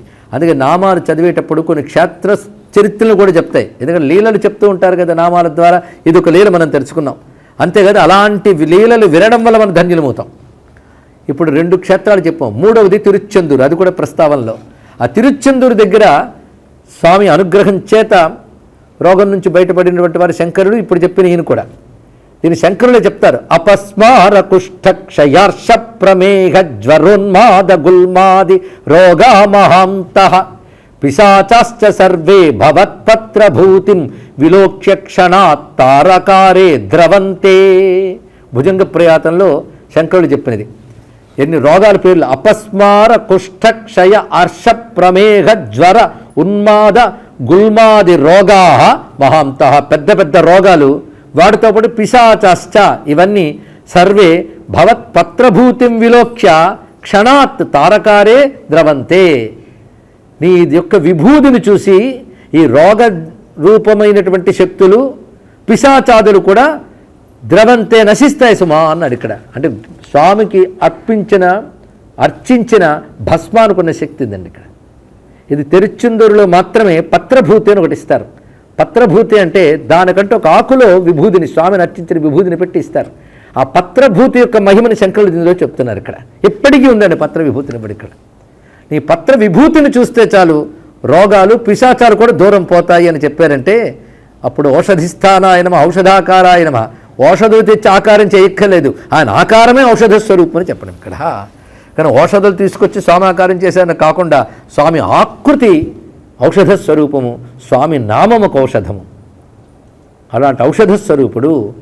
అందుకే ఆయన నామంగా అర్చన చేస్తే రోగాల నుంచి బయటపడ్డ అనేక సంఘటనలు, అనేక మంది అనుభవాలు. అది చెప్తూ ఉంటే సప్తాహం కూడా చేయొచ్చు వాటితో. అన్ని దివ్యమైన అనుభవాలు చెప్పారు. అందుకే ఔషధ నామములు ఇంత చక్కగా ఉన్నాయి. ఔన్నత్యదాయకాయ నమః, ఉన్నత స్థితినిస్తాడు. ఇందాక చెప్పిన కుమార గురుపరస్వామిని ఎక్కడ తీసుకెళ్ళిపోయాడు ఆయన? మూగవాడి తల్లిదండ్రి దగ్గర పడుకున్న పిల్లాడు సింహం మీద పాదుషా దగ్గరికి వెళ్ళగలిగిన స్థితికి తీసుకువెళ్ళి కాశీక్షేత్రంలో ఒక నికరమైనటువంటి చోట నిలబెట్టాడంటే ఇంకేం కావాలండి? అది ఔన్నత్యదాయకాయ నమః, ఔన్నత్య స్థితిని ఇస్తాడు. సుబ్రహ్మణ్యుని ఉపాసన వల్ల అలాంటి స్థితి పొందిన వారు చాలామంది గోచరిస్తారు. అంశుమతే నమః, ఇది అంశుమాన్ అని సూర్యస్వరూపుడుగా చెప్తున్నారు. ఆ మాటకు వస్తే సూర్యుడు స్కందుడు కాడా? ఏష బ్రహ్మాచ విష్ణుశ్చ శివస్కంద ప్రజాపతి. సూర్యభగవానుడు కూడా మొత్తం 6 ముఖాలతో ఉన్నాడయ్యా అన్నారు. ఆయన కుమారస్వామిట. ఎలాగంటే ఆయన ప్రకాశమానంగా ఉన్నప్పుడు ఒకసారి పరిశీలించండి, 4 దిక్కుల వ్యాపించిపోయాడు, పైన క్రింద కూడా చూస్తున్నాడు. ఎన్నయ్యి? 6 ముఖములుగా ప్రకాశిస్తున్నాడు కనుక ఆయనే సుబ్రహ్మణ్యుడు షడాననుడు అన్నాడు. ఆయనే స్కందుడు. స్కందనామం కూడా తర్వాత వస్తుంది. హడావిళ్ళు మర్చిపోతామేమో, ఇప్పుడు గుర్తొచ్చేందుకు చెప్పేద్దాం. సహస్రనామాల్లో అదేది స్కందాయ నమః. సుబ్రహ్మణ్యుని పేర్లలో స్కంద, అది కూడా మంత్రనామం. స్కంద శబ్దానికి అనేక రకమైన అర్థములు ఉన్నాయి. స్కందమై వచ్చినవాడు, సృష్టి అతీతమైన శివుని యొక్క తేజస్సు అక్కడి నుంచి జారి వచ్చాడు గనక స్కందుడు. అలాగే స్కదిర్ అనే ధాతువుకి గతి శోషణయోహో అని అర్థం ఇక్కడ. అంటే గమన శక్తి కలవాడు, ఎంత దూరమైనా గమనం చేయగలిగినటువంటి పరాక్రమవంతుడు. రెండవది శోషణ, ఎండగట్టువాడు. కనుక సూర్యుడు ఎండగడతాడే లేదా? అవునండి, మొన్న ఒడియాలు పెట్టాను ఎండగట్టాడు కనుక ఆయన స్కందుడండి. ఇలా చెప్తావా? ఇంకా నేను ఒడియాలు ఎండబెట్టడానికో వచ్చాడు. కనుక స్కందుడు అంటే ఎండగొట్టువాడంటే శత్రువుల యొక్క బలాన్ని ఎండగట్టేవాడు అని అర్థం ఇక్కడ. శోషింపజేయవాడు అని అర్థం ఇక్కడ. ఇప్పుడు స్కంద శబ్దం సూర్యునికి సరిపోయింది కదా. ఆయన జారి వస్తున్నాడండి, లేకపోతే ఎక్కడో అంతరిక్షంలో నీకు అందనంత దూరంలో ఉన్నవాడు ఎంత దయతో తన కాంతిని శక్తిని నీపై జార విడుస్తూ వస్తున్నాడు. కనుక జారి వచ్చినవాడు అయ్యాడా లేదా? కనుక మన కోసం అందు వచ్చినవాడే స్కందుడు. ఇలా స్కంద శబ్దం సంపూర్ణంగా శత్రు శోషకుడు, శత్రునాశకుడు ఇత్యాదులు చెప్తూ ఉంటుంది. అలాంటి స్కందుడు అంశుమాన్, కిరణస్వరూపుడు. భగవంతుడు తన శక్తి రూప కిరణములతో జగత్తు వ్యాపించున్నాడు. కనుక అంశు అన్నప్పుడు భగవత్ శక్తి కిరణములు అని అర్థం. ఆ కిరణములే అగ్ని, సూర్య, చంద్ర అనే 3 రకాల కిరణాలుగా కళలుగా వ్యాపించి ఉన్నాయి. ఇవి లోకానికి హర్షం కలిగిస్తున్నాయి కనుక వీటి పేరు హృషీకములు అని పేరు. వాటితో కూడిన వాడు కనుక హృషీకేశుడు అని కూడా పేరు వచ్చినది. ఇక్కడ అంశు శబ్దం అలాంటిదే. ప్రతి కిరణం ఆయన ఒక అంశలే, అటు నుంచే వస్తున్నాయి కదా. కనుక సర్వశక్తిమంతుడు నాకు అర్థము. సూర్యపరంగా వివిధ కిరణ రూపుడైన ఆదిత్యుడు అని అర్థం ఇక్కడ. ఆదిత్య మండలంలోనే ఏ పరమాత్మను ఆరాధన చేయాలి కనుక స్కందుని చెప్తున్నారు. అంధకారి సుతాయ నమః, అంధకాసురుని సంహరించిన వాడి యొక్క కొడుక్కి నమస్కారం. అంధత్వహారిణే నమః, గుడ్డితనాన్ని పోగొట్టేవాడు. సుబ్రహ్మణ్య ఆరాధనలో విశేషం ఏంటంటే నేత్రదోషాలు పోగొడతారండి. ఇటీవల కాలంలో అనుభవం పొందినవాడు నేటికి బ్రతుకున్నారు పెద్ద ఆయనకి జరిగినటువంటి ఘట్టం ఆయనే స్వయంగా చెప్పారు, రాశారు కూడా. తాను ఉద్యోగంలో చేరిన కొత్తల్లో, అంటే ఈ సంఘటన జరిగి 56, 58, 1956, 58లో అప్పుడే ఇంకా చదువు పూర్తి చేసుకుంటూ ఉద్యోగంలోకి చేరుతున్న సమయంలో ఆయనకు జరిగిన అనుభవాన్ని చెప్పారు. వివాహమైంది. అప్పుడు తొందరగానే వివాహాలు జరిగేవి కదా, సంతానం కలగలేదు. ఒక ఏడాది 2 ఏళ్ళు అవగానే ఒక దిగులు లాంటిది ఏర్పడుతుంది. ఆ స్థితిలో వారు ఉన్నారు. ఎవరో చెప్పారు, నేను ఒక్కసారి పళని వెళ్ళు అని. వారు ఉన్నది ఎక్కడో తెలుగునాట.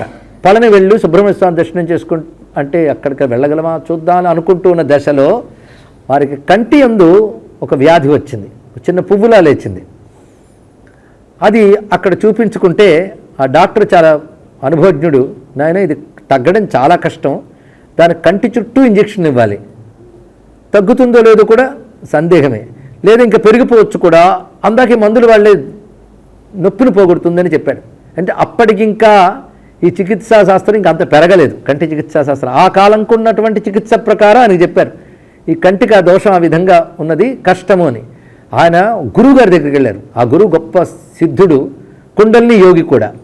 ఆయన వద్దకు వెళ్ళి శరణు వేడితే ఆయన ఒక పని చేయవయ్యా, రోజు సుబ్రహ్మణ్య స్వామికి పడగ రూపంలో పెట్టుకుని ఇంట్లో తేనె పాలు నైవేద్యం పెట్టు, ఇది చెప్పాడు. చూసారు, మనం అనుకుంటూ ఉంటాం ఈ దేవుడి విగ్రహాలు పెట్టి ఎవరి దండం పెట్టండి అంటే, చాలా నేను భక్తులను కూడా చూశానండి. భక్తులను చెప్పుకునే వాళ్ళు కూడా విగ్రహం చూసినప్పుడు నిర్లక్ష్యంగా ఉండడం అది చాలా తప్పు. నిజంగా భక్తులు అయితే శ్రద్ధగా 2 చేతులు దోయిరించాలి. ఎందుకంటే అక్కడ కూర్చుని దేవుడని ఆవాహన చేశాక దైవ భావం లేకపోతే ఎలాగా?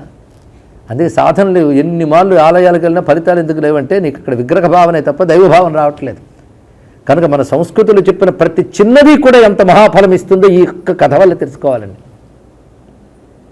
మొత్తానికి పాము పడిగలు పెట్టి సుబ్రహ్మణ్యుని గురించి, పైగా ఆయన పండితుడు, బాగా మంచి కవి కాబట్టి చక్కగా జ్ఞానం కలిగిన వాడు కనుక సుబ్రహ్మణ్యుని ఆరాధన చేసుకుంటూ రోజు తేనె పాలు నైవేద్యం పెట్టేవాడు. ఏ వైద్యుడి దగ్గరికి వెళ్ళలేదన.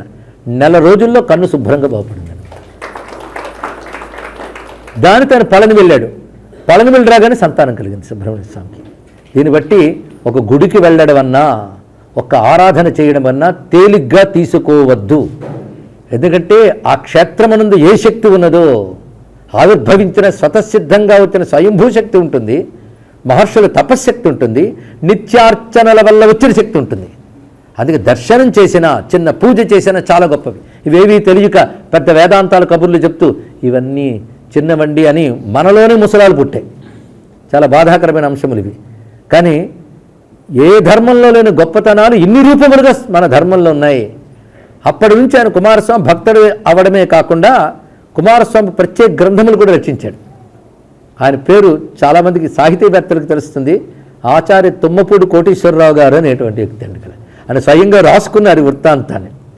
ఆయన కుమార భారతిని కుమారస్వామి కావ్యం రచిస్తే ఆ రోజుల్లో కవి సమ్రాట్ విశ్వనాథచంద్ర గారు లాంటి వారు అభినందించారు. ఆయన విశ్వనాథచంద్ర గారికి శిష్యుడు కూడా. దీన్ని బట్టి అది ఆయన కూడా ఇప్పటికీ జీవించున్నారు. 90 ఏళ్ళు పైపడ్డా ఆయనకి. అంటే వాని స్వయంగా తన అనుభవాన్ని చెప్పుకున్నారు. ఏంటి అనుభవాలు చాలామందికి ఉంటాయి, కానీ పెద్దలకున్న అనుభవాలు గ్రాహ్యములుగాను ఆదర్శములుగా ఉంటాయి కనుక ఇది చెప్పుకున్నాం. ఆయన ఆనందం పట్టలేక సుబ్రహ్మణ్య శాస్త్రానికి తెలుగులో అర్థం కూడా రాశారండి ఇక్కడ. దీన్ని బట్టి అంధత్వహారిణే నమః అనేటువంటి మాట ఉన్నదే, అది ఊరికిని పొగడ్తల కింద చెప్పినటువంటిది కాదు. ఇక్కడ అంధత్వ వచ్చినప్పుడు అకారము కదా, అంటే అమ్మహానామాలు చెప్తున్నాడు ఇక్కడ. అది అంధత్వహారిణే నమః, అంధకారి సుతాయ నమః. ఇది సుబ్రహ్మణ్య అనుగ్రహం. ఇవన్నీ ఆరోగ్యప్రదాత అనే దాన్ని చక్కగా చెప్తున్నది. అందుకే సుబ్రహ్మణ్య వేదపాద స్తవం ఒకటి ఉన్నది, స్కంద వేదపాద స్తవం. అందులో చెప్తున్నారు, రోగకాంతార దావాగ్నే మృత్యు కక్షభుతాసనాం శూరఘ్న త్వత్ప్రసాదేన రేజతి రోదసి ఉభే. ఇది వేదపాద స్తవంలో చెప్తున్నారు ఇక్కడ. రోగకాంతార దావాగ్నే, రోగములకు పెద్ద చిట్టడివిలాగుంటే నువ్వు దావాగ్నిలా తగలబెడతావు వాటిని.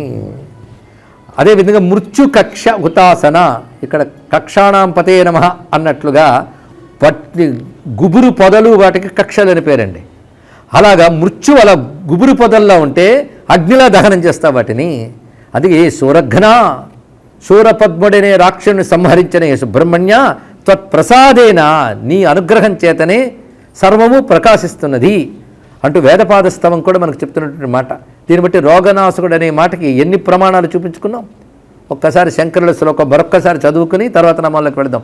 అపస్మార కుష్ఠ క్షయార్ష ప్రమేహ జ్వరోన్మాద గుల్మాది రోగా మహాంతః పిశాచాశ్చ సర్వే భవత్పత్రభూతిం విలోక్ష్య క్షణాత్ తారకారే ద్రవంతే అని నమస్కారం చేసుకుంటూ, అందరి కళ్ళకి చూపించేవాడు అంబుజలోచనాయ నమః, అందమైన పద్మాల్లో వికసించే నేత్రాలతో ఉన్నవాడు. నేత్రాలు ఎందుకు ధ్యానించాలంటే కరుణ అందులోంచి ప్రశిస్తుంది కదా అన్నాడు ఇక్కడ. అస్తమాయాయ నమః, అహలో వచ్చేది ఇది. అస్తమాయాయ నమః అంటే మాయను తొలగించువాడు. అమరాధీశాయ నమః, అస్పష్టాయ నమః.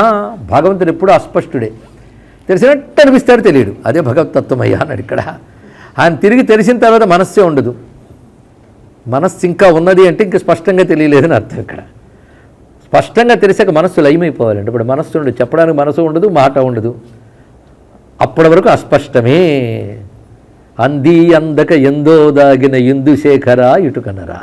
ఆయన ఎప్పుడు కూడా అంది అందకనే ఉంటాడు. అందేడు గట్టిగా చెప్పలేవు కనుక కలడో లేడు అని మనం ఎప్పుడు అనుకుంటుంటాం. అన్నారో లేదు పోతన గారు, ప్రతి మహాభక్తుడికి కలడో లేడో ఉండి తీరుతుందండి, ఒప్పుకుని తీరాలి ప్రతివాడు. ఆ అస్పష్టతే భగవంతుడి యొక్క స్వరూపం. ఏం చేస్తాం, అది పొందే వరకు అస్పష్టతే. అస్తోక పుణ్యాయ నమః, గొప్ప మాట అన్నాడు. అస్తోక పుణ్యము అంటే, అస్తోకం అంటే అనంతం సమస్తం, సమస్త పుణ్య రాశి పరమాత్మ. భగవంతుడు అంటేనే పుణ్యాల రాశి అండి. పుణ్యం అంటే పవిత్రత. సమస్త పవిత్రతల యొక్క అంటే సత్కర్మల వల్ల వచ్చేటటువంటి ఫలములు ఏవైతే ఉన్నాయో అవన్నీ రాశిగా ఉన్నటువంటి వాడు భగవానుడు. అంటే అంత రాశి ఉంటే మనం పట్టుకుంటే కొంతైనా మనకు వస్తుంది పుణ్యం. అనంతరూపాయ నమః, అస్ఖలత్ సుగతిదాయకాయ నమః. అస్ఖలత్ తిరిగి జారిపడని సుగతిని ఇచ్చువాడు. గొప్ప మాట. అంటే గొప్ప స్థితికి వెళ్ళాం కానీ మళ్ళీ వచ్చేస్తామేమో పడిపోతామనో అనిపిస్తుంది. కానీ స్వామి ఇచ్చే గతి ఎలాంటిదంటే మరి తిరిగి జారిపోవు అక్కడి నుంచి. అస్ఖలత్ సుగతిదాయకాయ నమః. తిరిగి జారిపడని సుస్థిర స్థితిని ఇచ్చువాడు సుబ్రహ్మణ్యుడు. కనుక ఆయన ఆరాధన చేస్తే ఎటువంటి గతిని ఇస్తున్నాడయ్యా అని చెప్పారు. ఇంకా కకారాలు మొదలవుతున్నాయి, బోల్డ్ వస్తాయి. కార్తికేయాయ నమః. ఇది ఆయన యందు సిద్ధం, ఇంకో దేవతకు వర్తించదు.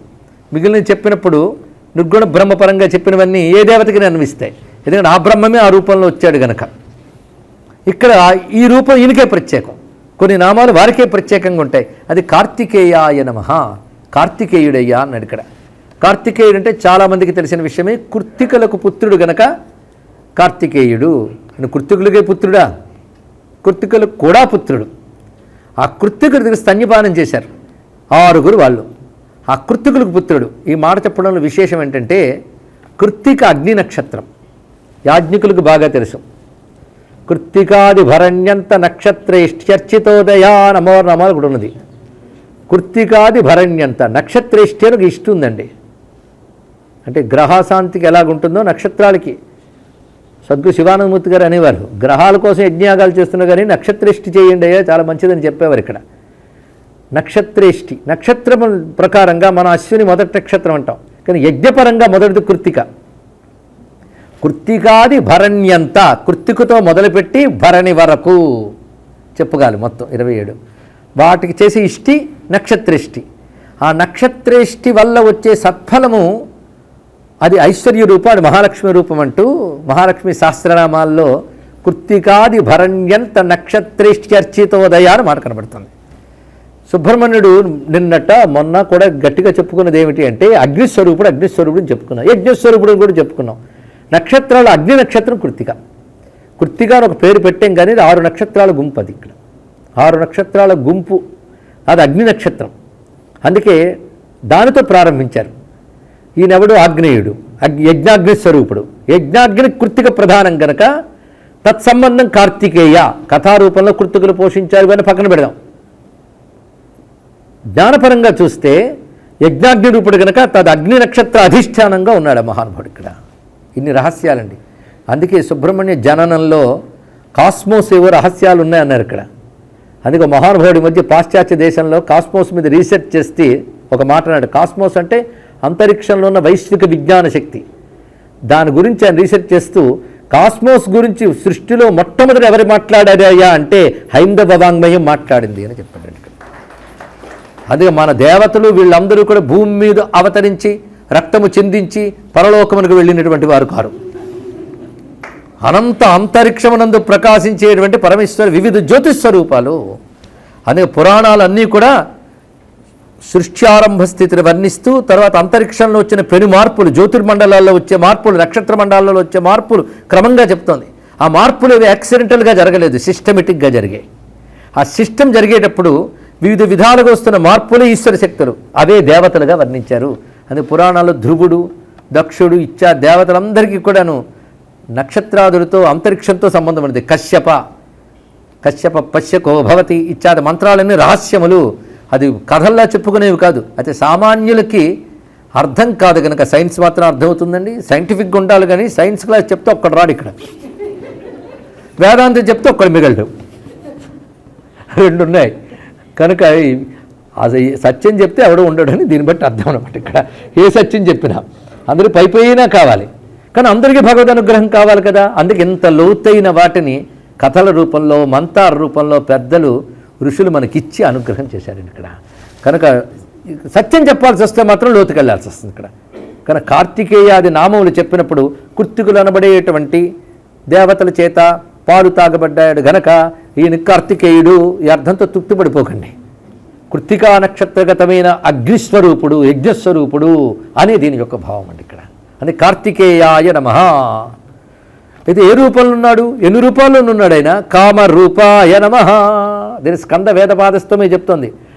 శిశువు నువ్వు, బాలుడు నువ్వు, కుమారుడు నువ్వు, యువకుడు నువ్వు, వృద్ధుడు నువ్వు అని కీర్తించింది ఇక్కడ. ఎన్ని రూపాలతో సుబ్రహ్మణ్యుడు వ్యక్తమైన కథలు ఉన్నాయి, మళ్ళీ అన్నిటికీ కథలు ఉన్నాయి, ప్రతి రూపానికి ఒక కథ ఉన్నది. అందుకే కామరూపాయ నమః, ఇచ్ఛతో రూపం స్వీకరించేవాడు. ఇది కామరూపం అనే మాట తేలిగ్గా తీసుకోకండి. గంధర్వులు, రాక్షసులు వీటికి కూడా కామరూప శబ్దం వాడబడుతుంటుంది. అంటే వాళ్ళు కూడా మాయతో రూపాలు స్వీకరిస్తారట. కానీ కామరూపం అంటే భగవంతుడు తన రూపాన్ని తన కోరికతో స్వీకరిస్తాడు కానీ కర్మతో స్వీకరించడు. ఇది చెప్పడం దీని యొక్క ఆంతర్యం అండి. ఇక్కడ స్వేచ్ఛయా ధృత విగ్రహ అని పరమాత్మకి పేరు. అంటే రాముడు ఒక రూపం, కృష్ణుడు ఒక రూపం, విష్ణువు ఒక రూపం, శివుడు ఒక రూపం, సుబ్రహ్మణ్యుడు ఒక రూపం. ఈ రూపాలు ఎందుకు స్వీకరించారు? మరి వాళ్ళు ఎందుకు స్వీకరించారో పక్కన పెడదాం. మనకు రూపాలు ఎలా వచ్చాయి? మనం స్వీకరించామని కాదు, వచ్చి పడ్డాయి. స్వీకరించామంటే దీనితో ఉండడమే వాళ్ళ వల్ల కాదు, ఇది మారిపోతున్నా మనం పట్టి ఆపలేము. కనుక మన చేతిలో లేదు. ఎలా వచ్చాయి రూపాలు? కర్మ కొద్దీ వచ్చాయి. ఒకటే మాట ఇక్కడ, పుణ్యపాప కర్మలు బట్టి రూపం వస్తుంటుంది, రూపంలో మార్పులు వస్తుంటాయి ఇక్కడ. కానీ మనకు రూపం ధరించాలంటే కర్మ ఉండి తీరాలి. ఉపాధి రావాలంటే కర్మ వల్లే కదా. కానీ ఈశ్వరుడు కూడా సగుణ బ్రహ్మముగా దివ్యమంగళ విగ్రహం స్వీకరించాలంటే ఆయనకి కర్మ ఉందా? లేదు. మరి ఎందుకు స్వీకరించాడు అంటే తన ఇచ్ఛతో తను స్వీకరించాడు. నీకు ఇచ్ఛ లేదు, కర్మ కొద్దీ రావడమే. కనుక తన ఇచ్ఛతో తాను స్వీకరించాడు కనుక కామరూపాయ నమః అనే మాటకి ఇది అర్థం అండి. ఇక్కడ స్వేచ్ఛగా తన రూపము స్వీకరించువాడు. కుమారాయ నమః, ఇది కూడా ఆయన అసలు పేరు. శ్రీ కుమారాయ నమః అని ఎంతైనా జపం చేసుకోవచ్చు. కుమారాయ అంటే ఏముందండి అర్థం? కుమార్ అంటే కొడుకు, అబ్బాయి, ఇంతేగా కాదు, మంత్రమయ్యా ఇది అన్నాడు. ఇక్కడ ఎలా అయిందో చూద్దాం. ఒక ఆయన మంచి వ్యాఖ్యానం చేశాడు. ఒక ఊళ్ళో పెద్ద ఆసాం ఉన్నాడు. ఆ ఊళ్ళో వాళ్ళందరికీ చాలా గౌరవం. వాళ్ళకు ఒక పిల్లాడున్నాడు. అందరూ ఊళ్ళో వాళ్ళందరూ అబ్బాయి గారని పిలుస్తారు లేదా అన్నాడు ఇక్కడ. కనుక ఊళ్ళో అందరూ పెద్ద ఆయన పిల్లాడిని అబ్బాయి గారు వచ్చారని అంటూ ఉంటారు. లోకంలో అది వ్యవహారం అది ఇక్కడ. అలాగే లోకాలకి పెద్ద అయినటువంటి శివుడు పుత్రుడు కనుక అందరూ కుమారైన మహాన్ అబ్బాయి గారు అంటూ ఉంటారు అయ్యా అన్నాడు ఇక్కడ. అంటే అమ్మా నాన్న వాళ్ళైతే ఈయన అబ్బాయి గారు కానీ అందరూ అబ్బాయి గారు అంటారట. కానీ కుమార శబ్దం ఇది చెప్పేసి ఊరుకుంటే సరిపోతుందా? చాలా ఉన్నాయి ఇందులో. ఎందరికి కొడుకు అయ్యాడో చూడాలి. ఏకకాలంలో కుమార కుమార కుమార అని 10 మంది పిలిస్తే కుమార పేరేమో అనుకుంటాం మనం, అవునా లేదా? ఆయన తేజస్సు భరించేటప్పుడు మాత్రం ఎక్కడ వదిలేస్తానా అని ప్రతివాడు ఎక్కడ వదిలేద్దామా అని చూశారండి. ఒక్కడ భరించడం కష్టమైంది. కానీ ఆయన తేజస్సు రూపం ధరించేస్తే మాత్రం మా అబ్బాయి అన్నారు. చాలా ఇదే. కానీ పాపం మీ అబ్బాయిని అయితే నేను ఎందుకు వదిలేశారు అనలేదా మహానుభావుడు ఇక్కడ. అందరికీ మేమని మీ అబ్బాయిని అన్నాడు. ఎంత దయాస్వరూపుడు చూడండి ఇక్కడ. మొట్టమొదటి పరమేశ్వరుని తేజస్సు ఊర్ధ్వరేతస్కుడే ఉన్నాడు. అది బయటికి రావాలి అంటే శక్తి మాత్రమే కర్షించగలదు, లాగలదు. అందుకే వారి వివాహమైంది. వివాహం అయ్యాక ఆ శక్తి భరించగలిగిందా అంటే శక్తి దాకా వెళ్ళనివ్వకుండానే భూపతనమైంది అక్కడ. అప్పుడు భరించలేకపోయారు. దేవతలందరూ వచ్చి ప్రార్థన చేస్తే అగ్నిదేవుని పిలిచాడు ఆయన. చూడండి ఇది రహస్యం, ఈ ఘట్టమంతా. అందుకే మార్మిక గాథ అన్నారు దీన్ని. మార్మిక గాథ, ఎన్నో రహస్యాలున్న కథ సుబ్రహ్మణ్య జననం. ఒక్కొక్క పురాణం ఒక్కొక్కలా చెప్తుంది. అన్నిటినీ సమన్వయించే ప్రయత్నం చేద్దాం స్వామి దయ వల్ల. ఇందులో రహస్యం చూడాలి. తేజస్సు ఎవరి తేజస్సు? శివుని యొక్క. హిరణ్యరేతసే నమః. ఊర్ధ్వరేతస్కుడు జగదాది అయిన పరమేశ్వరుడు. ఒకటి పరమేశ్వరుడు, ఊర్ధ్వరేతస్కుడు జగదాది. ఆయన తేజస్సు లోకక్షేమం కోసం. దానికి ఎంత పాటలు పడ్డారనే దేవతలందరూ కలిసి గిరిజా కళ్యాణం అయింది. దాని తర్వాత అది వెలికి వచ్చింది. వచ్చిన దాన్ని భరించమని అగ్నిదేవుడిని శాసించారు. అగ్నిదేవుడు వచ్చాడు, ఆయన స్వీకరించాట. స్వీకరించిన వెంటనే దేవతలు ఉళ్ళంతా తాపం అయిపోయింది. ఎందుకు? పెద్ద ప్రశ్న. అగ్నిముఖ వై దేవా, అగ్నిలోకి ఏది వెళ్ళినా దేవత వెళ్ళిపోతుంది కదా. కానీ దేవతలందరూ వెళ్ళిపోయిందండి. వాళ్ళు భరించలేకపోతున్నారు. శంకరా భరించలేకపోతున్నామన్నారు. అయితే ఒక పని చేయండి, భరించలేకపోతే బయటకు వమనం చేయండి అన్నాడు. అంటే బయటకు వెలిగ్రక్కండి అన్నాడు. ఇక్కడ వెలిగ్రక్కాలంటే ఈశ్వర సంకల్పం రావాలి. వాళ్ళ వల్ల అవుతుందండి. ఈశ్వర అనుగ్రహం వచ్చింది కనుక వాళ్ళు సంకల్పించి బయటికి ఆ తేజస్సు అంతా వచ్చింది. ప్రతి దేవత నుంచి వచ్చింది ఆ తేజస్సు. ఇది మర్మం తెలుసుకోవాలి. ప్రతి దేవత నుంచి వచ్చింది, రాశీభూతం అయిపోయింది ఒక చోట. అప్పుడు అగ్నిభట్టాడు చెప్పాడు, నీదే బాధ్యత, ఇది జాగ్రత్తగా తీసుకువెళ్ళు అని. అప్పుడు అగ్నిభట్టాడు పట్టుకున్నాడు. అంటే దేవత నుంచి తిరిగి వచ్చిన శివతేజస్సు ఎక్కడి నుంచి వచ్చిందో ఒక్కొక్కటి పట్టుకోండి. అది పట్టుకు వెళ్తున్నాడు. ఈయన వల్ల కావట్లేదు, ఆలోచిస్తున్నాడు. అప్పుడు తేజస్సు లోపల ఉన్నది కనుకనే దానికి తగ్గ ఒకనొక కోరిక. అప్పుడు హిమోత్పర్వత ప్రాంతం వద్ద అతడు జ్వలిస్తున్నాడు అగ్నిభట్టారకుడు. అక్కడ చలికి తాళలేక సప్తర్షుల పత్తులు అక్కడ వచ్చినప్పుడు అరుంధతి మినహా మిగిలిన 6 చలి కాచుకోవడానికి వచ్చారు. ఇక్కడ ఈయన ఎందు ఆ తేజస్సు ఉంది కదా, వాళ్ళలోకి ప్రవేశింపజేశాడు ఆయన తాపము ద్వారా. ఆ తర్వాత కృత్తికులు ఆ తేజస్సు భరించలేక జాగ్రత్తగా తీసుకువెళ్ళి జలంలో విడిచిపెట్టారు. గంగా నదిలో తిన్నగా వెళుతూ ఆ గంగ భరించలేక ఎక్కడికి తీసుకువెళ్ళాలా అంటే అప్పుడు ఆవిర్భవించిన, ఇది గుర్తుపెట్టి, అప్పుడు ఆవిర్భవించిన శరవనమునందు, వనము శరవనం అంటే రెల్లు తుప్ప, అది మామూలుది కాదు. దాని గురించి ఒక రహస్యం మరొక పురాణంలో చెప్తాడు, అన్వయించుకోవాలి. ఇక్కడ ఆ రెల్లు తుప్పలోకి ప్రవేశించిందిట, అక్కడికి సమీకరింపబడింది. ఆఖరికి అల్టిమేట్ శరవణం అండి. ఇక్కడ అక్కడికి చేరినది నిన్న చెప్పిన ప్రకారంగా ఒకరోజు చేరితే రెండో రోజు సమీకరింపబడి 6వ రోజు వచ్చేటప్పుడు బయటకు వచ్చింది ఇక్కడ. కనుకనే ఇన్ని జరిగి వచ్చాడు ఆయన. వచ్చిన వెంటనే కృత్తికులు వచ్చి మా అబ్బాయిని తీసుకెళ్ళాడు స్తన్యపానానికి. అప్పుడు పరమేశ్వరుడు వచ్చాడు ఏకంగా. అప్పటికప్పుడే పార్వతీదేవి, స్వామి ఇలా జరిగినది, పుత్రుడు ఉంటే అంత బాగుంటుందంటే నీకు లేడనుకుంటున్నావా అన్నాడు శివుడు. అప్పుడు నారదులు వచ్చి అయ్యా ఇలా కలిగాడంటే ఆయన మన అబ్బాయి పద అన్నట్టు ఇక్కడ. అప్పుడు శివపార్వతులు ప్రమథ గణాలతో వచ్చి స్వామిని ఒళ్ళో పెట్టుకుని తల నిమిరి మహావట వృక్షం నీడలో పట్టాభిషేకం చేశాడు శివుడు స్వయంగా. దేవతలందరూ కలిశారు అని చెప్పారు ఇక్కడండి. ఈ ఘట్టం అంతా ఇప్పుడు చెప్పుకున్నాం. దీన్ని బట్టి ఎలా వచ్చాడైనా, అలాగా ఆయన పిల్లవాడు రాగానే అందరూ కుమారా అని పిలవడం మొదలెట్టారట. ఎవరెవరు ఎలా పిలిచారంటే జడముడి వేలుపు సంబరంపడి రామ ప్రమదమందెను శైల రాజదుహిత ధరణీదేవి మొదము పట్టరాదయ్యే రెల్లుతోటయు గండరిల్లిపోయే మందాకినీ దేవి చిందాడె తెలి నీళ్ళు లలి అగ్నియును ఉబలాటపడియే ఒక్కొక్కత ఎడంద ఉగ్రాణములు కాగా కందళించిరి కృతికాచయంబు. జరిగినటువంటి అద్భుతమైన ఘట్టాన్ని నేను స్మరిస్తున్నాం. స్వామి కలు గంగా, స్వామి కలగ్గానే అందరికీ సంబరం కలిగిందిట. స్వామి కలగ్గానే ఎవరెవరో చూడండి. జడముడి వేలుపు సంబరంపడే, జడముడి వేలుపు అంటే ఎవరు? ఆయన సంబరపడిపోయాడు ముందు, మా అబ్బాయి అన్నాడు. ప్రమదమందెను శైలరాజ దుహిత, పార్వతీదేవి మా అబ్బాయి అంది. ఎలా ఉందండి, ఆవిడ భరించలేదు కదండి, మీకు ఎవరు చెప్పారన్నాడు ఇక్కడ. అక్కడ శరవణము శక్తి స్వరూపము, అమ్మవారి రూపము అన్నాడు. ఇక్కడ శరవణంగా ఆవిడ తయారైంది. ఎందుకంటే శరవణ భవ అంటే అమ్మవారికి ప్రీతి. శరవణం శక్తి స్వరూపం, మామూలు రెల్లు తుప్ప కాదు, అగ్నిపుంజం. అది ఎలాంటి అగ్ని? లౌకిక అగ్ని కాదు. అది రహస్యం. అక్కడ లౌకిక అగ్ని భరించలేకపోయాడు ఆయన. అక్కడ ఏర్పడింది శరవణం, సామాన్యమైన స్థితి కాదు. అక్కడ పూర్ణంగా వ్యక్తమై ఇచ్చాడు. అందుకే ఎక్కడొచ్చినా అనుకోవలసిన శరవణ భవ, ఇది మహామంత్రం, 6 అక్షరాల మహామంత్రం. ప్రతి ప్రవచనంలో నిత్యానుష్ఠానానికి ఒకనొక మంత్రం ఈశ్వరానుగ్రహం వల్ల మనం స్మరింపజేసుకుంటున్నాం. శరవణ భవ శరవణ భవ శరవణ భవ పాహిమ 3 అయ్యాయి. రెండో మారు శరవణ భవ శరవణ భవ శరవణ భవ రక్షమ 6 అయ్యింది. దాన్ని 3 చేయండి 18 అయింది. అందుకే మహామంత్రం. పాహిమ రక్షమం కలపండి. 6 అక్షరాలే స్వామి మంత్రం ప్రధానంగా. బీజాక్షరాలు కలపడంతో భేదాలు చాలా చాలా వస్తున్నాయి, కానీ ప్రధాన 6 అక్షరాలే. పంచాక్షరి 5. ఎన్ని బీజాక్షరాలు కలుపుకున్నా వివిధ విశేషాలు కానీ 5. శరవణ భవ 6 అక్షరాలే, మామూలు కాదండి, మహామంత్రం ఇది. సులభంగా అనుకోవచ్చు ఎవరైనా శరవణ భవ, భక్తిగా అనుకోండి, దానికి ఉన్న శక్తి వేరు. పైగా అన్నీ ఒకే రిధంలో ఉంటాయి, మారు. అందులో ఒక్కొక్క అక్షరానికి ఒక్కొక్క శక్తి ఉంది. మహామంత్రం అయిపోయింది. శరవణ భవుడై ఆయన వచ్చాడు. ఇక్కడ వచ్చినప్పుడు ఎందరు కుమారుని పిలిచారు. అందుకే ప్రమదమందెను శైల రాజదుహిత ధరణీదేవి మొదము పట్టరాదయ్యే, భూమాత అంది నా కొడుకుని. లలి అగ్నియును ఉబలాటపడియే, అగ్నిదేవుడు కూడా మా అబ్బాయి అన్నాడు. ఈ లలి అని శబ్దం బాగా వేశారు. లాలీనా యదేమహి, అది స్ఫురించేటట్టు వేశారు మహానుభావుడు. విశ్వనాథ వారి పద్యం ఇది. లలి అగ్నియును ఉబలాటపడియే మందాకినీ దేవి చిందాడె తెలి నీళ్లు. గంగాదేవి మురిసిపోయింది, అందుకే ఆయన పేరు గాంగేయుడు. తర్వాత రాబోతుందో నామో ఇప్పుడే చెప్పేసుకున్నాం. గంగాపుత్రుడు.